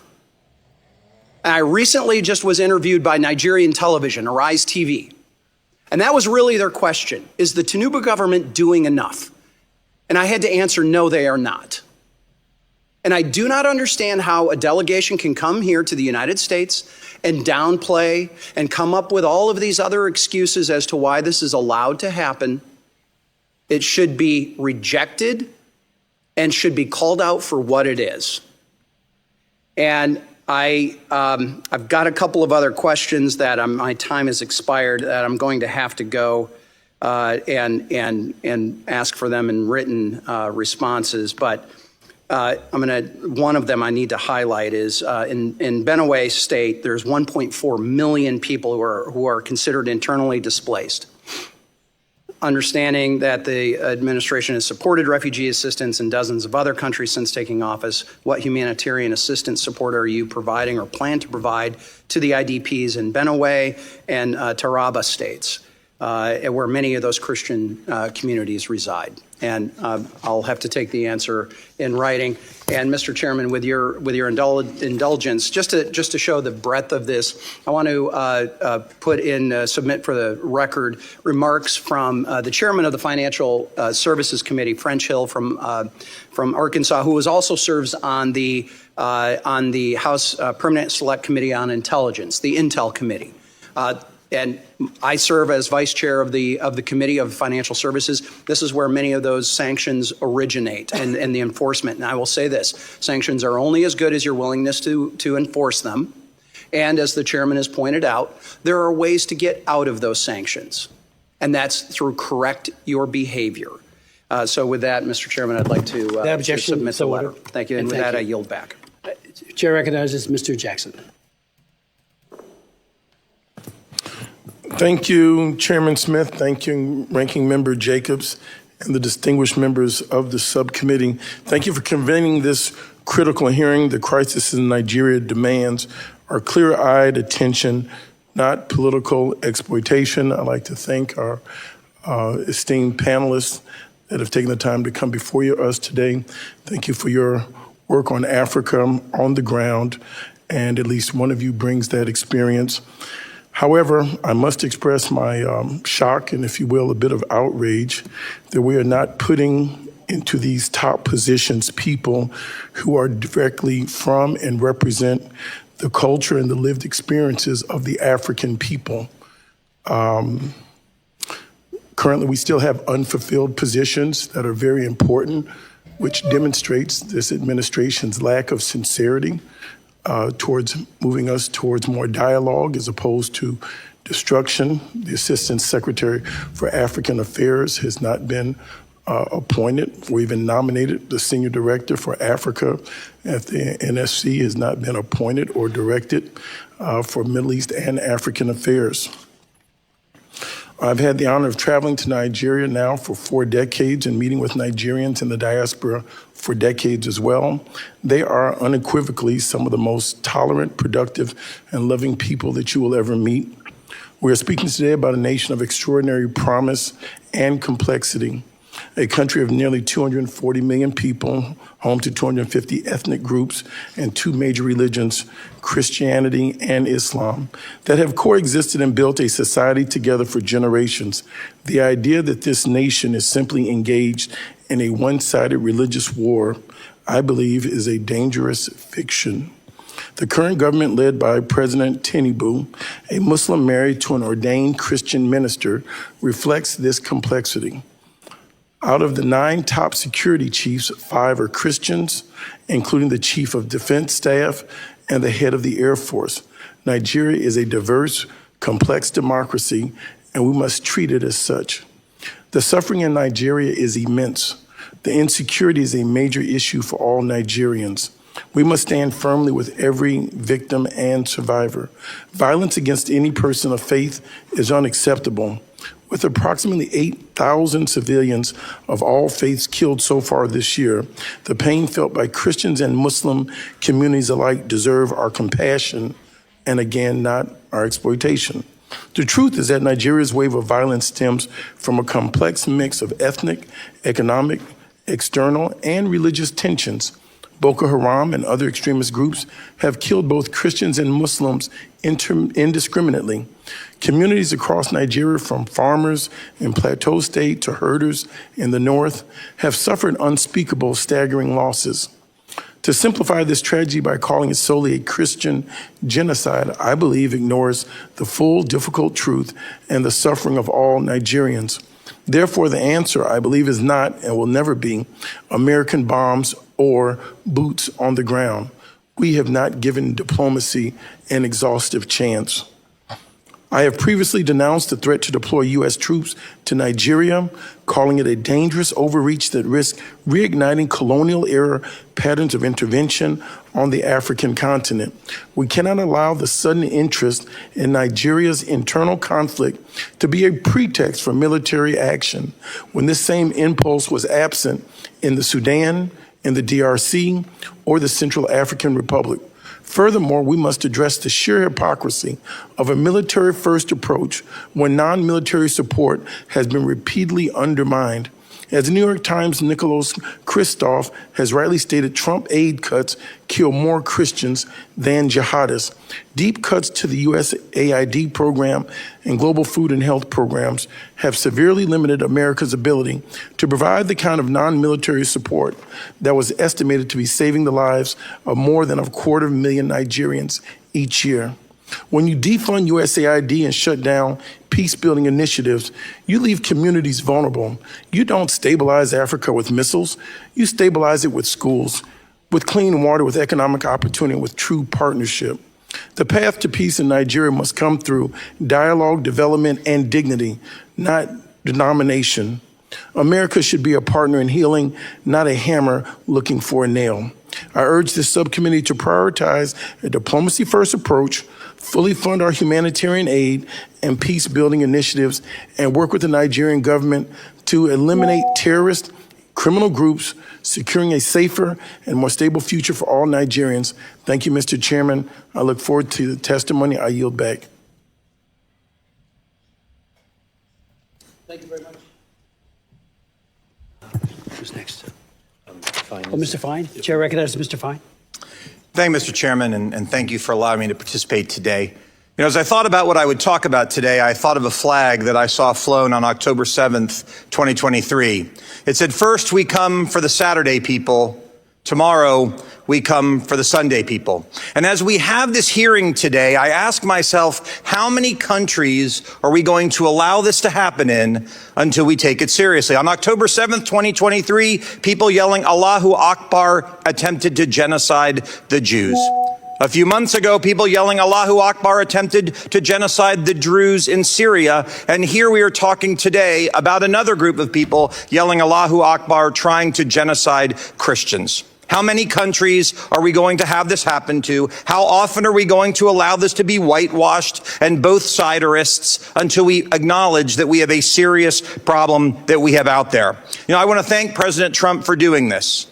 Joe Biden never should have done it. And my question when I get to it will be, why do you think he did? Why do you think he took them off the list? But I want to thank President Trump for taking a leadership role, because we must stomp out this evil wherever it presents itself. I want to thank the chairman for choosing to have a hearing on this. And I want to thank my colleague, my fellow freshman, Representative Moore, for also raising the profile of this issue around the world. It is easy for me to criticize this when it happens in Israel and when it happens with the Jews, given who I am. But it is important that we call out evil wherever it is. And I am sick and tired of the fetishism and the whitewashing of the problem. This is a real problem that we have to acknowledge. In a country where you can get the death penalty for criticizing a religion. And we'll talk about that if I have time to get to questions.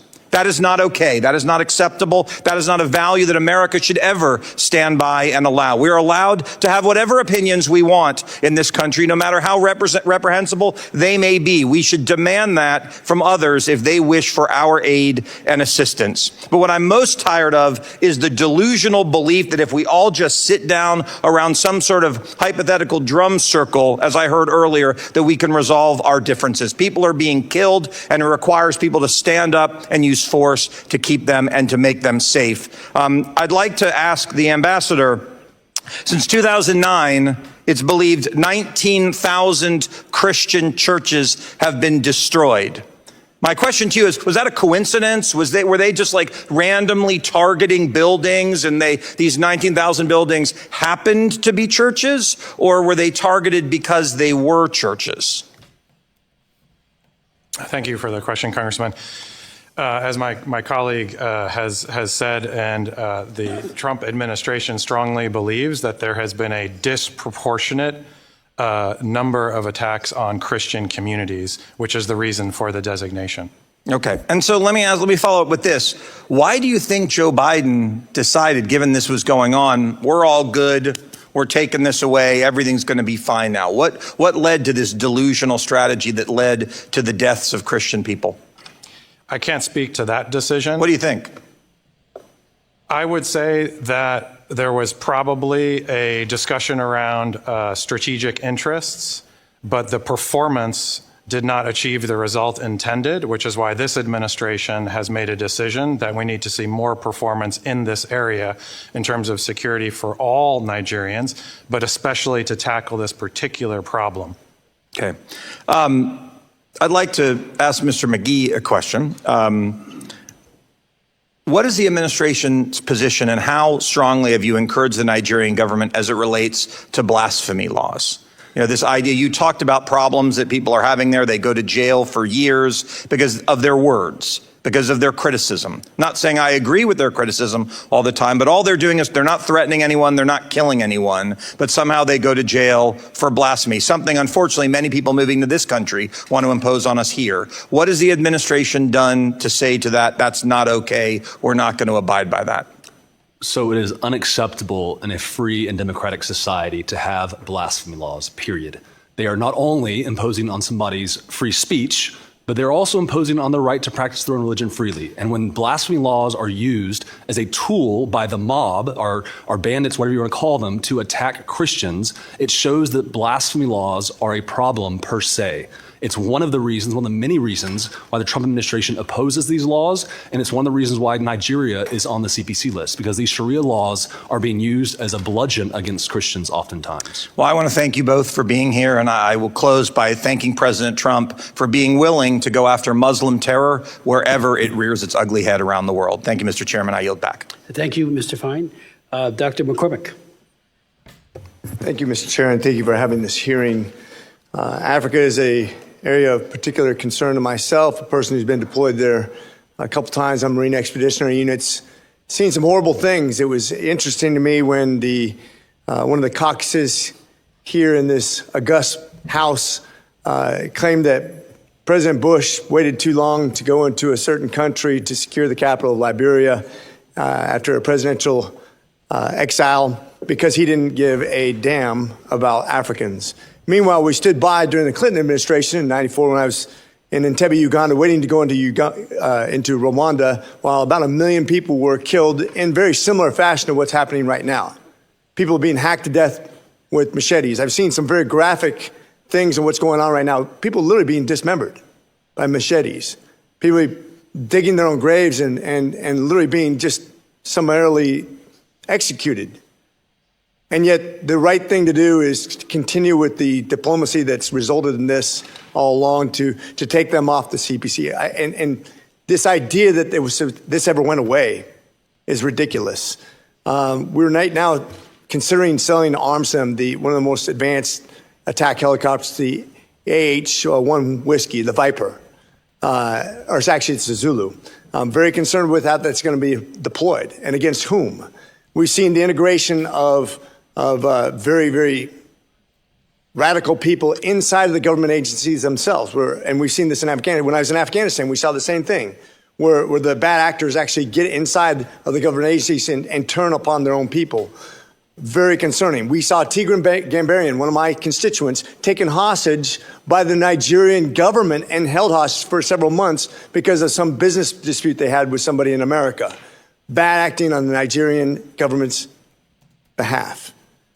Now, you talked about, I'm going to quote you on high-level things, Mr. McGee, high-level meetings, what the next step would be, a lot more.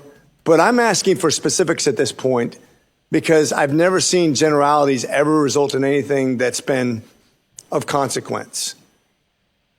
What can we do on the by an international community, whether it be from the trans nation in Africa or through the international community, through the UN, which I've seen be highly ineffective in the past, but what can we do of quantity and quality that's actually going to make a difference in Africa because we haven't been doing it? What specifically, not generalities? Can you give me those answers between the two of you? Sir, just a clarification, please. Across all of Africa or specifically in Specifically in Nigeria, but all of Africa can actually contribute to solving this problem. We can use several countries to help us out with this. We don't have to be the only force to be.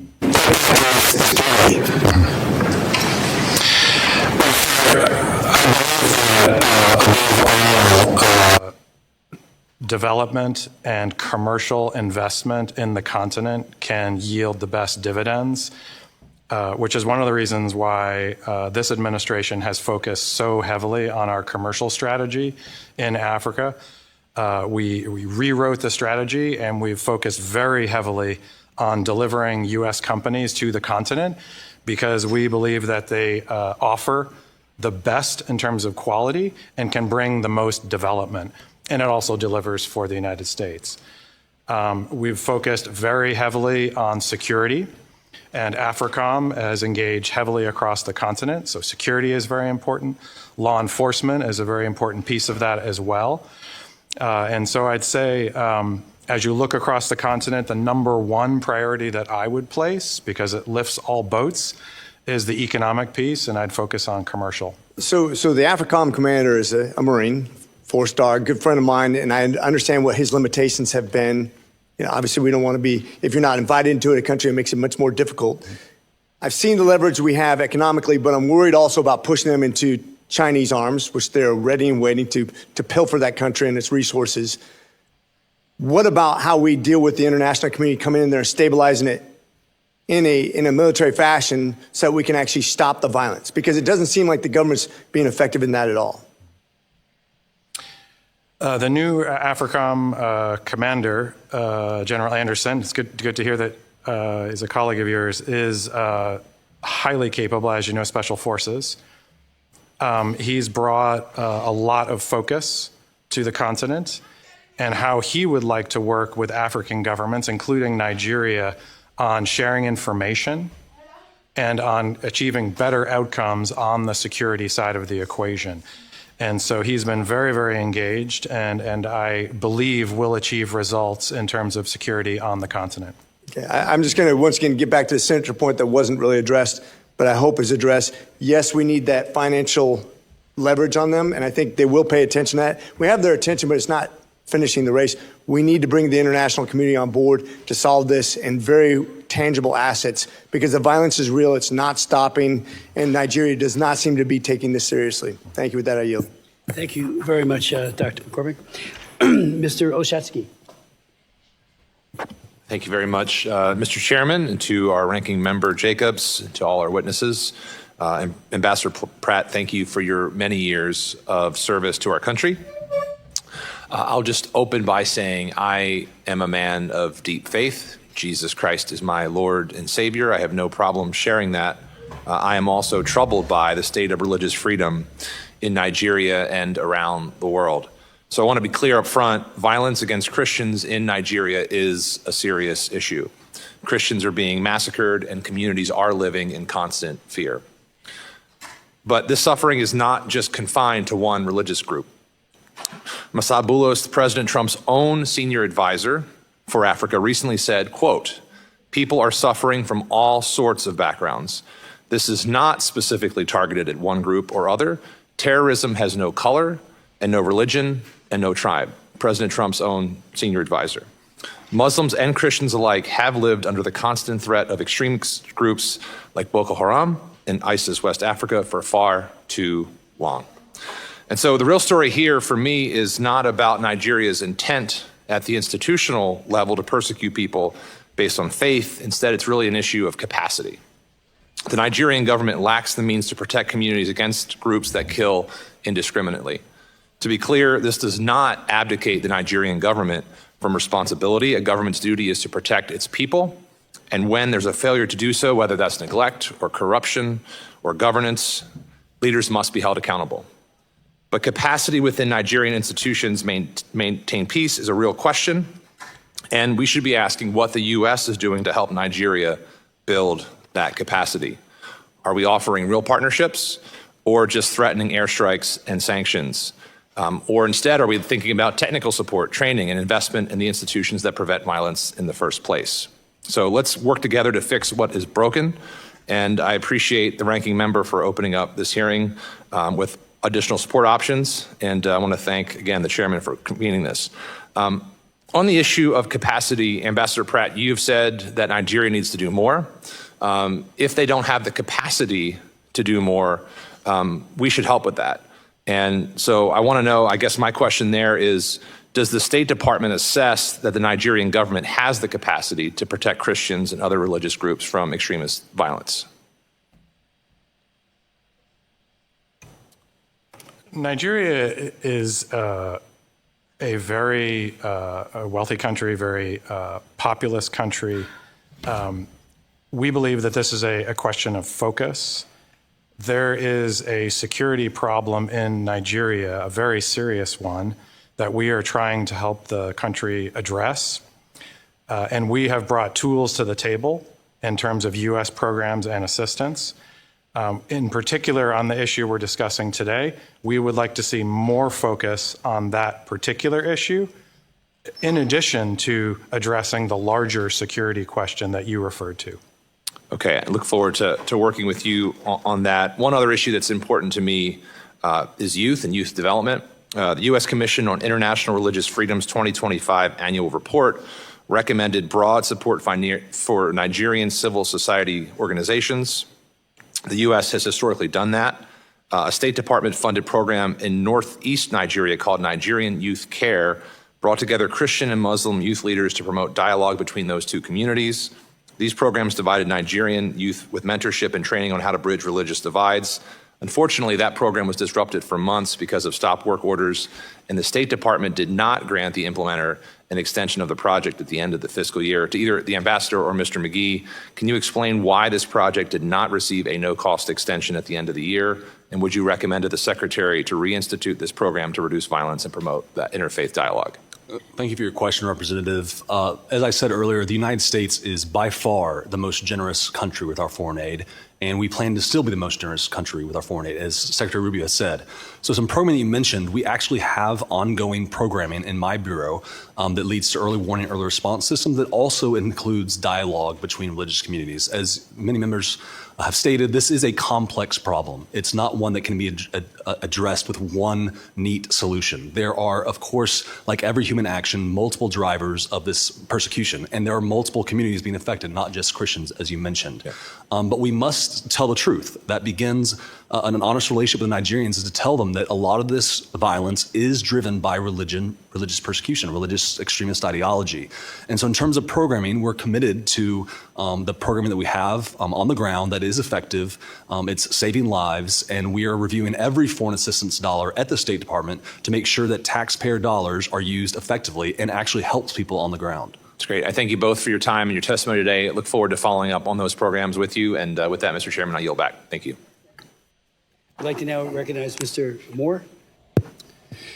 Thank you, Mr. Chairman. Thank you, Chairman Smith, for convening this hearing. And I just want to recognize real quick the tremendous impact that Chairman Smith has had in this realm of human rights, Christian persecution over the decades. I'm a former staff member, actually, of this committee. I worked on this committee when Chairman Smith was on this committee. He had a very large impact on me as a staff member, and to come full circle back around and be on a hearing on such an issue that was really inspired by Chairman Smith's work here when I was a staff member. Thank you for that. And I have another article, this time from the LA Times by former USAID Foreign Service Officer Daniel Morris, that details another program that was helping prevent violence, but was discontinued.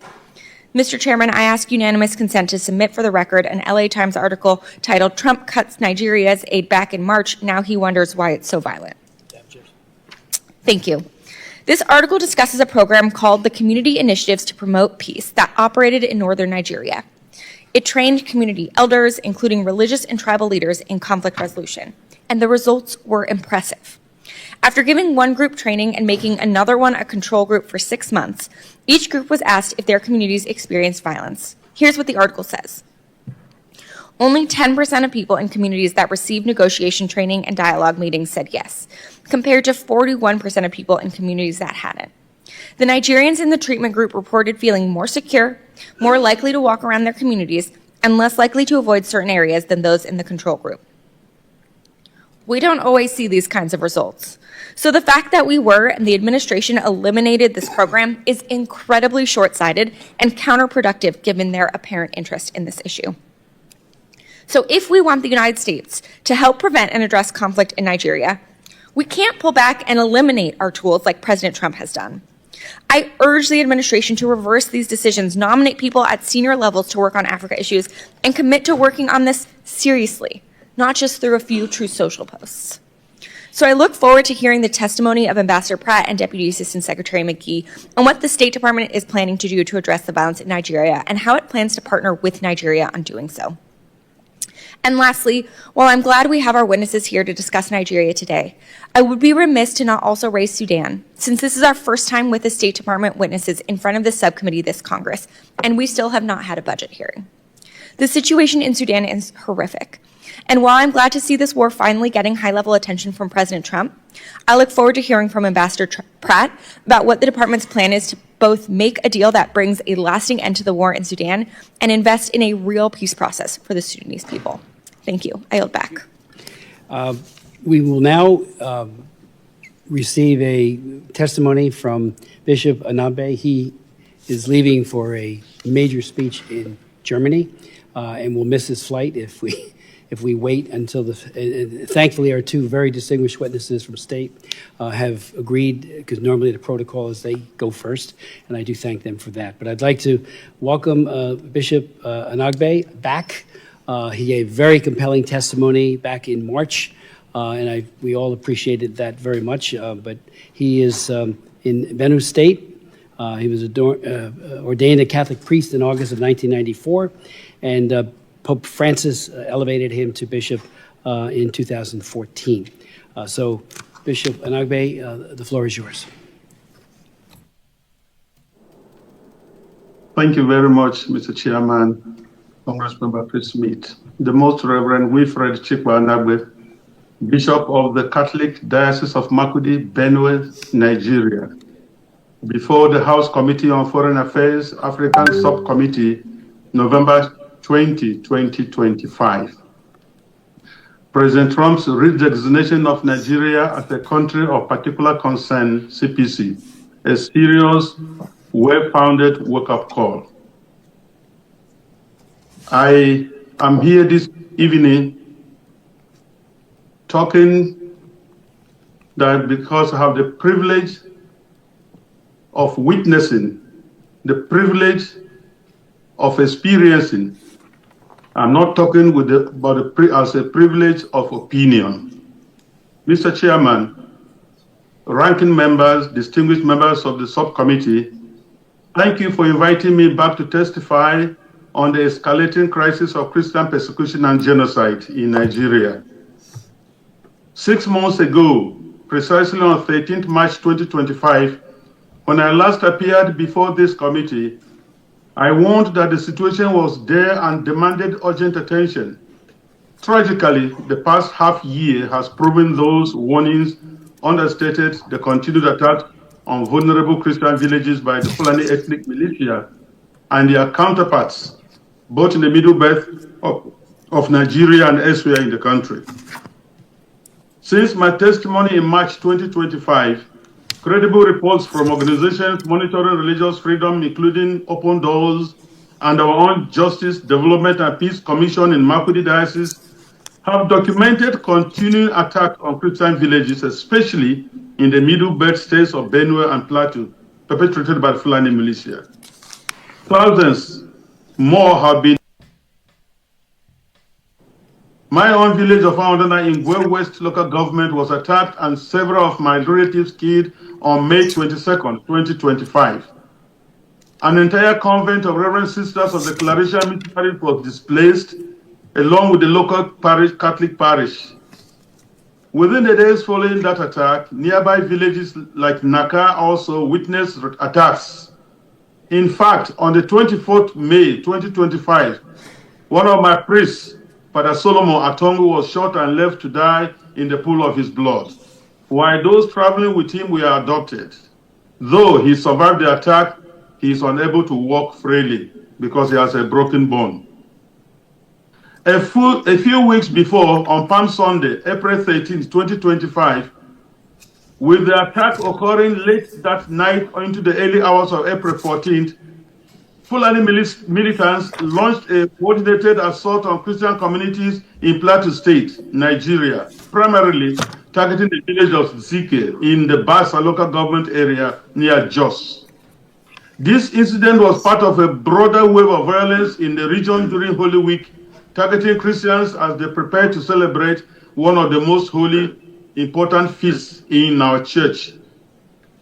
In my own diocese of Makurdi, you are all familiar with the massacres of Saturday, 13th June in Yellowater, where 278 persons, men, women, and children were killed in a manner too gory to describe here by people shouting Allah Akbar, while slaughtering their victims.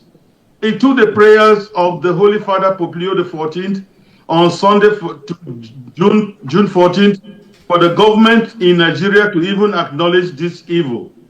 Even so, the federal government still seeks to downplay the numbers and has yet to properly care for the survivors, even as I speak. Adoptions of clergy and laity remain rampant. Priests and pastors are prime targets for elimination. On 17th November 2025, Another priest from Kaduna Archdiocese was kidnapped while his brother was shot dead and others taken into captivity. On the same day, a school was attacked in Kebbi State with many kidnapped, and the vice principal of the school was killed. Reports are also rife of the capture of a brigadier general of the Nigerian army with some army officers and soldiers by the Islamists. This is the daily experience of many Christians in Nigeria. Violence is spreading southward, displacing millions and destroying farmland, creating a humanitarian crisis compounded by food insecurity. Attacks by Fulani militants, Boko Haram, Islamic State of West African province, ISWAP, have intensified not only in the Middle Belt and northern states, but spreading southward and targeting Christian communities with impunity. We hoped the CPC designation by President Trump at the end of October might stabilize the situation, but instead it is deteriorating into one of the most lethal periods for Nigeria Christians in recent memory. Like it is now commonly acknowledged, Nigeria remains the deadliest place on earth to be a Christian. More believers are killed there annually than in the rest of the world combined. Yet, perpetrators face little accountability, and the Nigerian government's response since the CPC designation is to unleash vain glory speakers and willing tools to spin the narrative and make false equivalencies about Muslim deaths. But I would like to ask the question here, who is killing the Muslims up north? Is there any Christian militia displacing millions and occupying lands in Nigeria? The government of Nigeria's silence and refusal to engage in the face of continued killings and displacements has deepened feelings of abandonment among the people. The national leadership appears disengaged, treating the Christian genocide report as a non-issue instead of considering it a national emergency. This lack of political will undermines trust in government institutions and fuels perceptions of complicity or indifference. Mr. Chairman, honorable members, allow me to briefly mention another point so close to my heart, the humanitarian and social impact of this genocide. In the Middle Belt alone, millions of internally displaced persons remain in camps, unable to return to their ancestral lands. This threatens cultural continuity, religious and economic survival. The psychological trauma of survivors of these attacks is immense, with little access to counseling or rehabilitation. Widows, orphans, and survivors face ongoing threats. Girls and women endure sexual violence as a weapon. So many others resort to unsafe coping mechanisms for daily sustenance, destroying families, guarantees that no more Christian will be born from so many traumatized women. This is one of the elements of genocide, securing the disappearance of a group by longer-term measures other than murder. Without quick intervention, Christianity risks elimination in parts of northern and middle belt Nigeria within a very short time. Let me put it on record here that on behalf of millions of Christians in Nigeria and in the diaspora, we want to thank President Donald J. Trump for his bold leadership in designating Nigeria as a CPC. I commend you, Mr. Chris Smith, and this subcommittee's ongoing leadership and the recent U.S. designation of Nigeria as a country of particular concern. It is a vital step, but must be backed by serious action. 1. Using the Magnitsky Act for targeted sanctions on Nigerian government officials and others tolerating or condoning Islamic violence in the country. Tie security and other development or humanitarian aid to measurable protection improvements. Expand humanitarian support for IDPs. The IDPs must return to their ancestral homes and lands with security guarantees by the Nigerian government. They must also be supported to rebuild their economic livelihoods and enjoy basic services such as education and sanitation. Support bills like the Nigerian Religious Freedom Accountability Act to hold perpetrators accountable. This point cannot be overemphasized because it is impunity that fuels the violence we suffer. Irrespective of who are being killed, the prime question is, are there killings in Nigeria? and the government should stop it. International advocacy, work with allies to press Nigeria at the UN and ensure discriminatory laws and blasphemy laws are eradicated or expunged from the Constitution. Closing call to action. The CPC designation has brought immense joy, hope, and spiritual resilience to communities under siege in Nigeria. The Christian faith-based organizations remain among the few sources of relief and encouragement, filling the vacuum left by government inaction. However, the church alone cannot stop the killings. It requires coordinated political, military, and humanitarian intervention. Mr. Chairman and members, the blood of Nigerian Christians cries out to you people. We cannot afford to wait any longer. Renew hearings, pass binding legislations, and use every tool of U.S. influence to demand change. America remains the only country in the world with an International Religious Freedom Act. America has a unique role in defending religious freedom globally. Please enact concrete actions according to the CPC designation. We all know that inaction emboldens the extremists even more. Thank you for listening. I welcome you for this. Thank you very much, and God bless you. Bishop Anabe, thank you so very, very much for your testimony, for your leadership at great risk to yourself and so many of your priests and diocesan folks. I do thank you, and I wish you well on your trip, and I hope you make your plane. Thank you so very much. It now falls to me as a great honor to introduce our two witnesses from the administration, and they're on their way in right now. Okay. While we're waiting for them to be seated, I would ask. No, I got it. There we go. Good.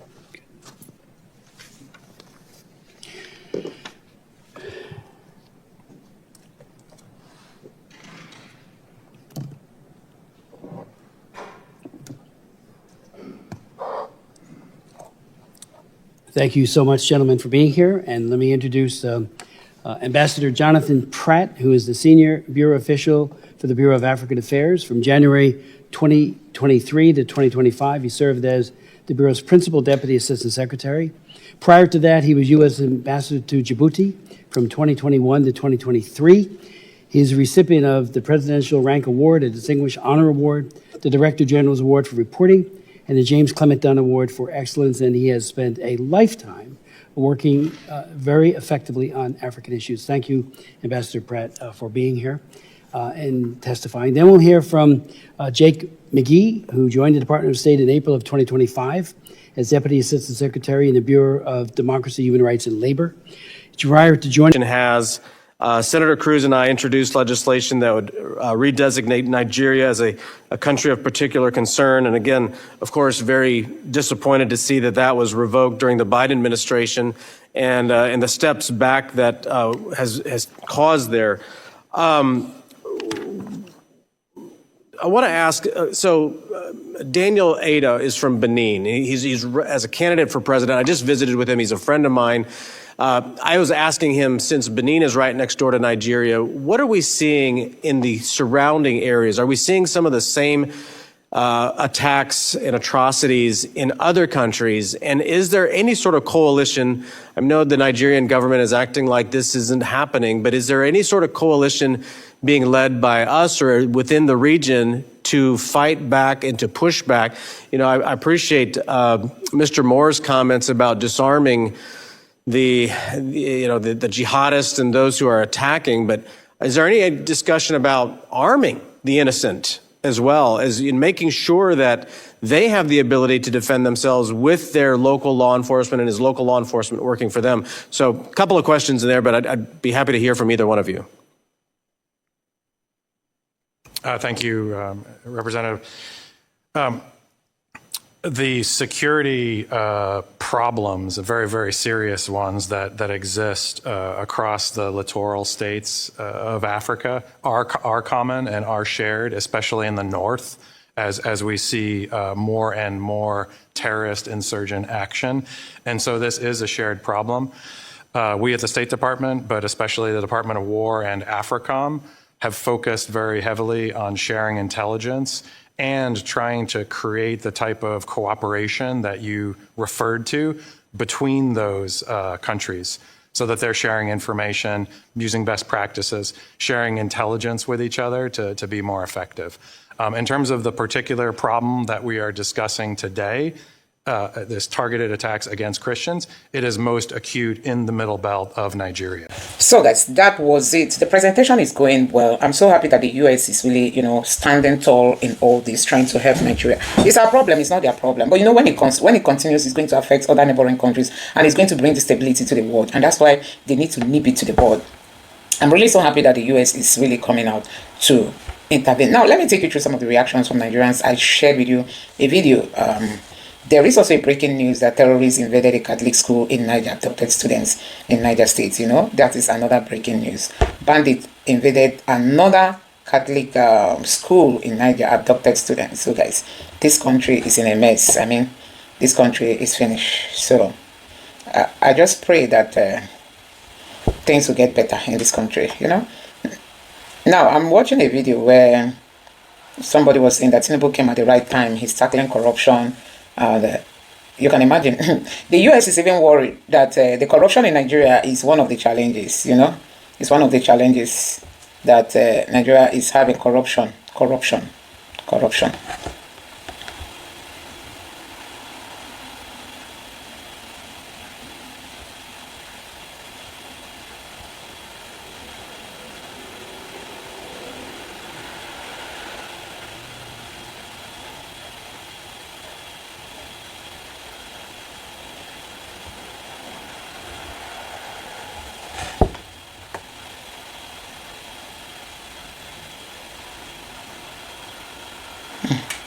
So I was just listening to one video where somebody was just busy praising Tinubu. Really. These are the people that are our real problem. Even Tinubu himself tired for him, Mom Sheyilo introduced Tinubu at an event. Can you imagine? He is one of the problems we have in this country. Yes, he is, honestly. He is really a problem. I mean, Sheyilo, the guy who speaks for Tinubu's government, He was really speaking that, hey, since Tinubu came into power, that he has done this, he has done that. Anyway, it's staring them to their faces now. I just hope that, people will realize that the earlier we begin to tell ourselves the truth, the better, Fulanis, terrorists were busy doing TikTok. Can you imagine? Just look at these dirty and deadly animals. They are the product of our school children and poor parenting. They are the product of out of school children and poor parenting. If care is not taken, many of these animals will be reproduced. These are really falling apart. Things are really falling apart in Nigeria, honestly. Out of school children. Peter Obi has been singing it. Peter Obi has been shouting. Peter Obi has been saying it that, see, this out of school children is going to be a very big problem in Nigeria. Out of school children will be a very big problem, a big one. Anyway, let me take, there is a tweet by Shore here that says, it is not even 24 hours yet and the situation has already changed. Those who were jubilating and gloating over the monumental injustice done to nnamdi Kanu yesterday have suddenly fallen silent.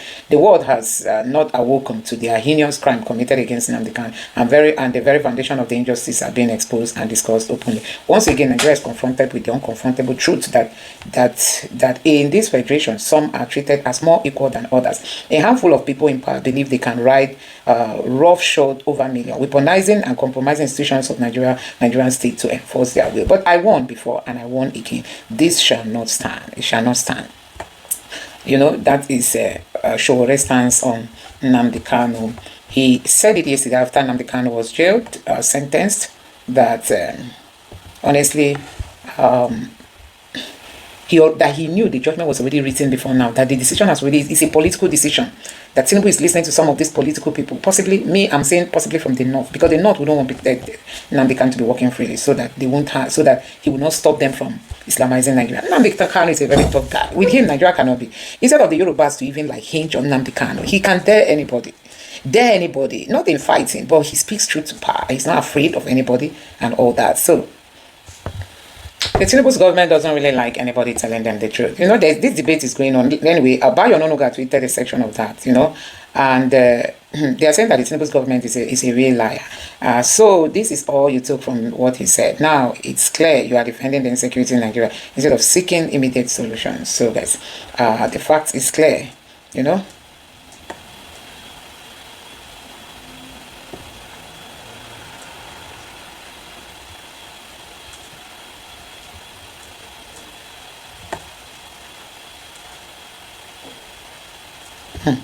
So the United States is insisting that it's wrong for the Muslims to be killing the Christians, you know. It's really wrong. Now, you took that one that suits your foolish narrative. I'm happy the world has seen how foolish and corrupt you and your principal are. You wish to bribe the U.S. Congress to downplay the evidence, but they can't because they have integrity. Mother Earth will judge all of you. Baba, do you see how the opposition party in the U.S. is striving and actually helping to defend Trump's genocide rhetoric about Nigeria? Meanwhile, you and your data boys keep sharing their bold motion online. But here is Nigeria, your own boss, the president, is laughing because the opposition party is in disarray. Wike, his ministers, is busy destroying the PDP and even jokes publicly about the opposition's weakness. The hypocrisy in Nigeria will always come back to hurt us as a nation.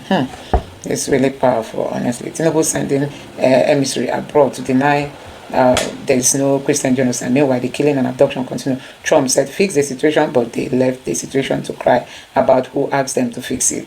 Honestly, there's nothing we will not see in this country. Honestly, the Tinubu's government, they are this group of people that you can't even believe exist in this Nigeria. Honestly,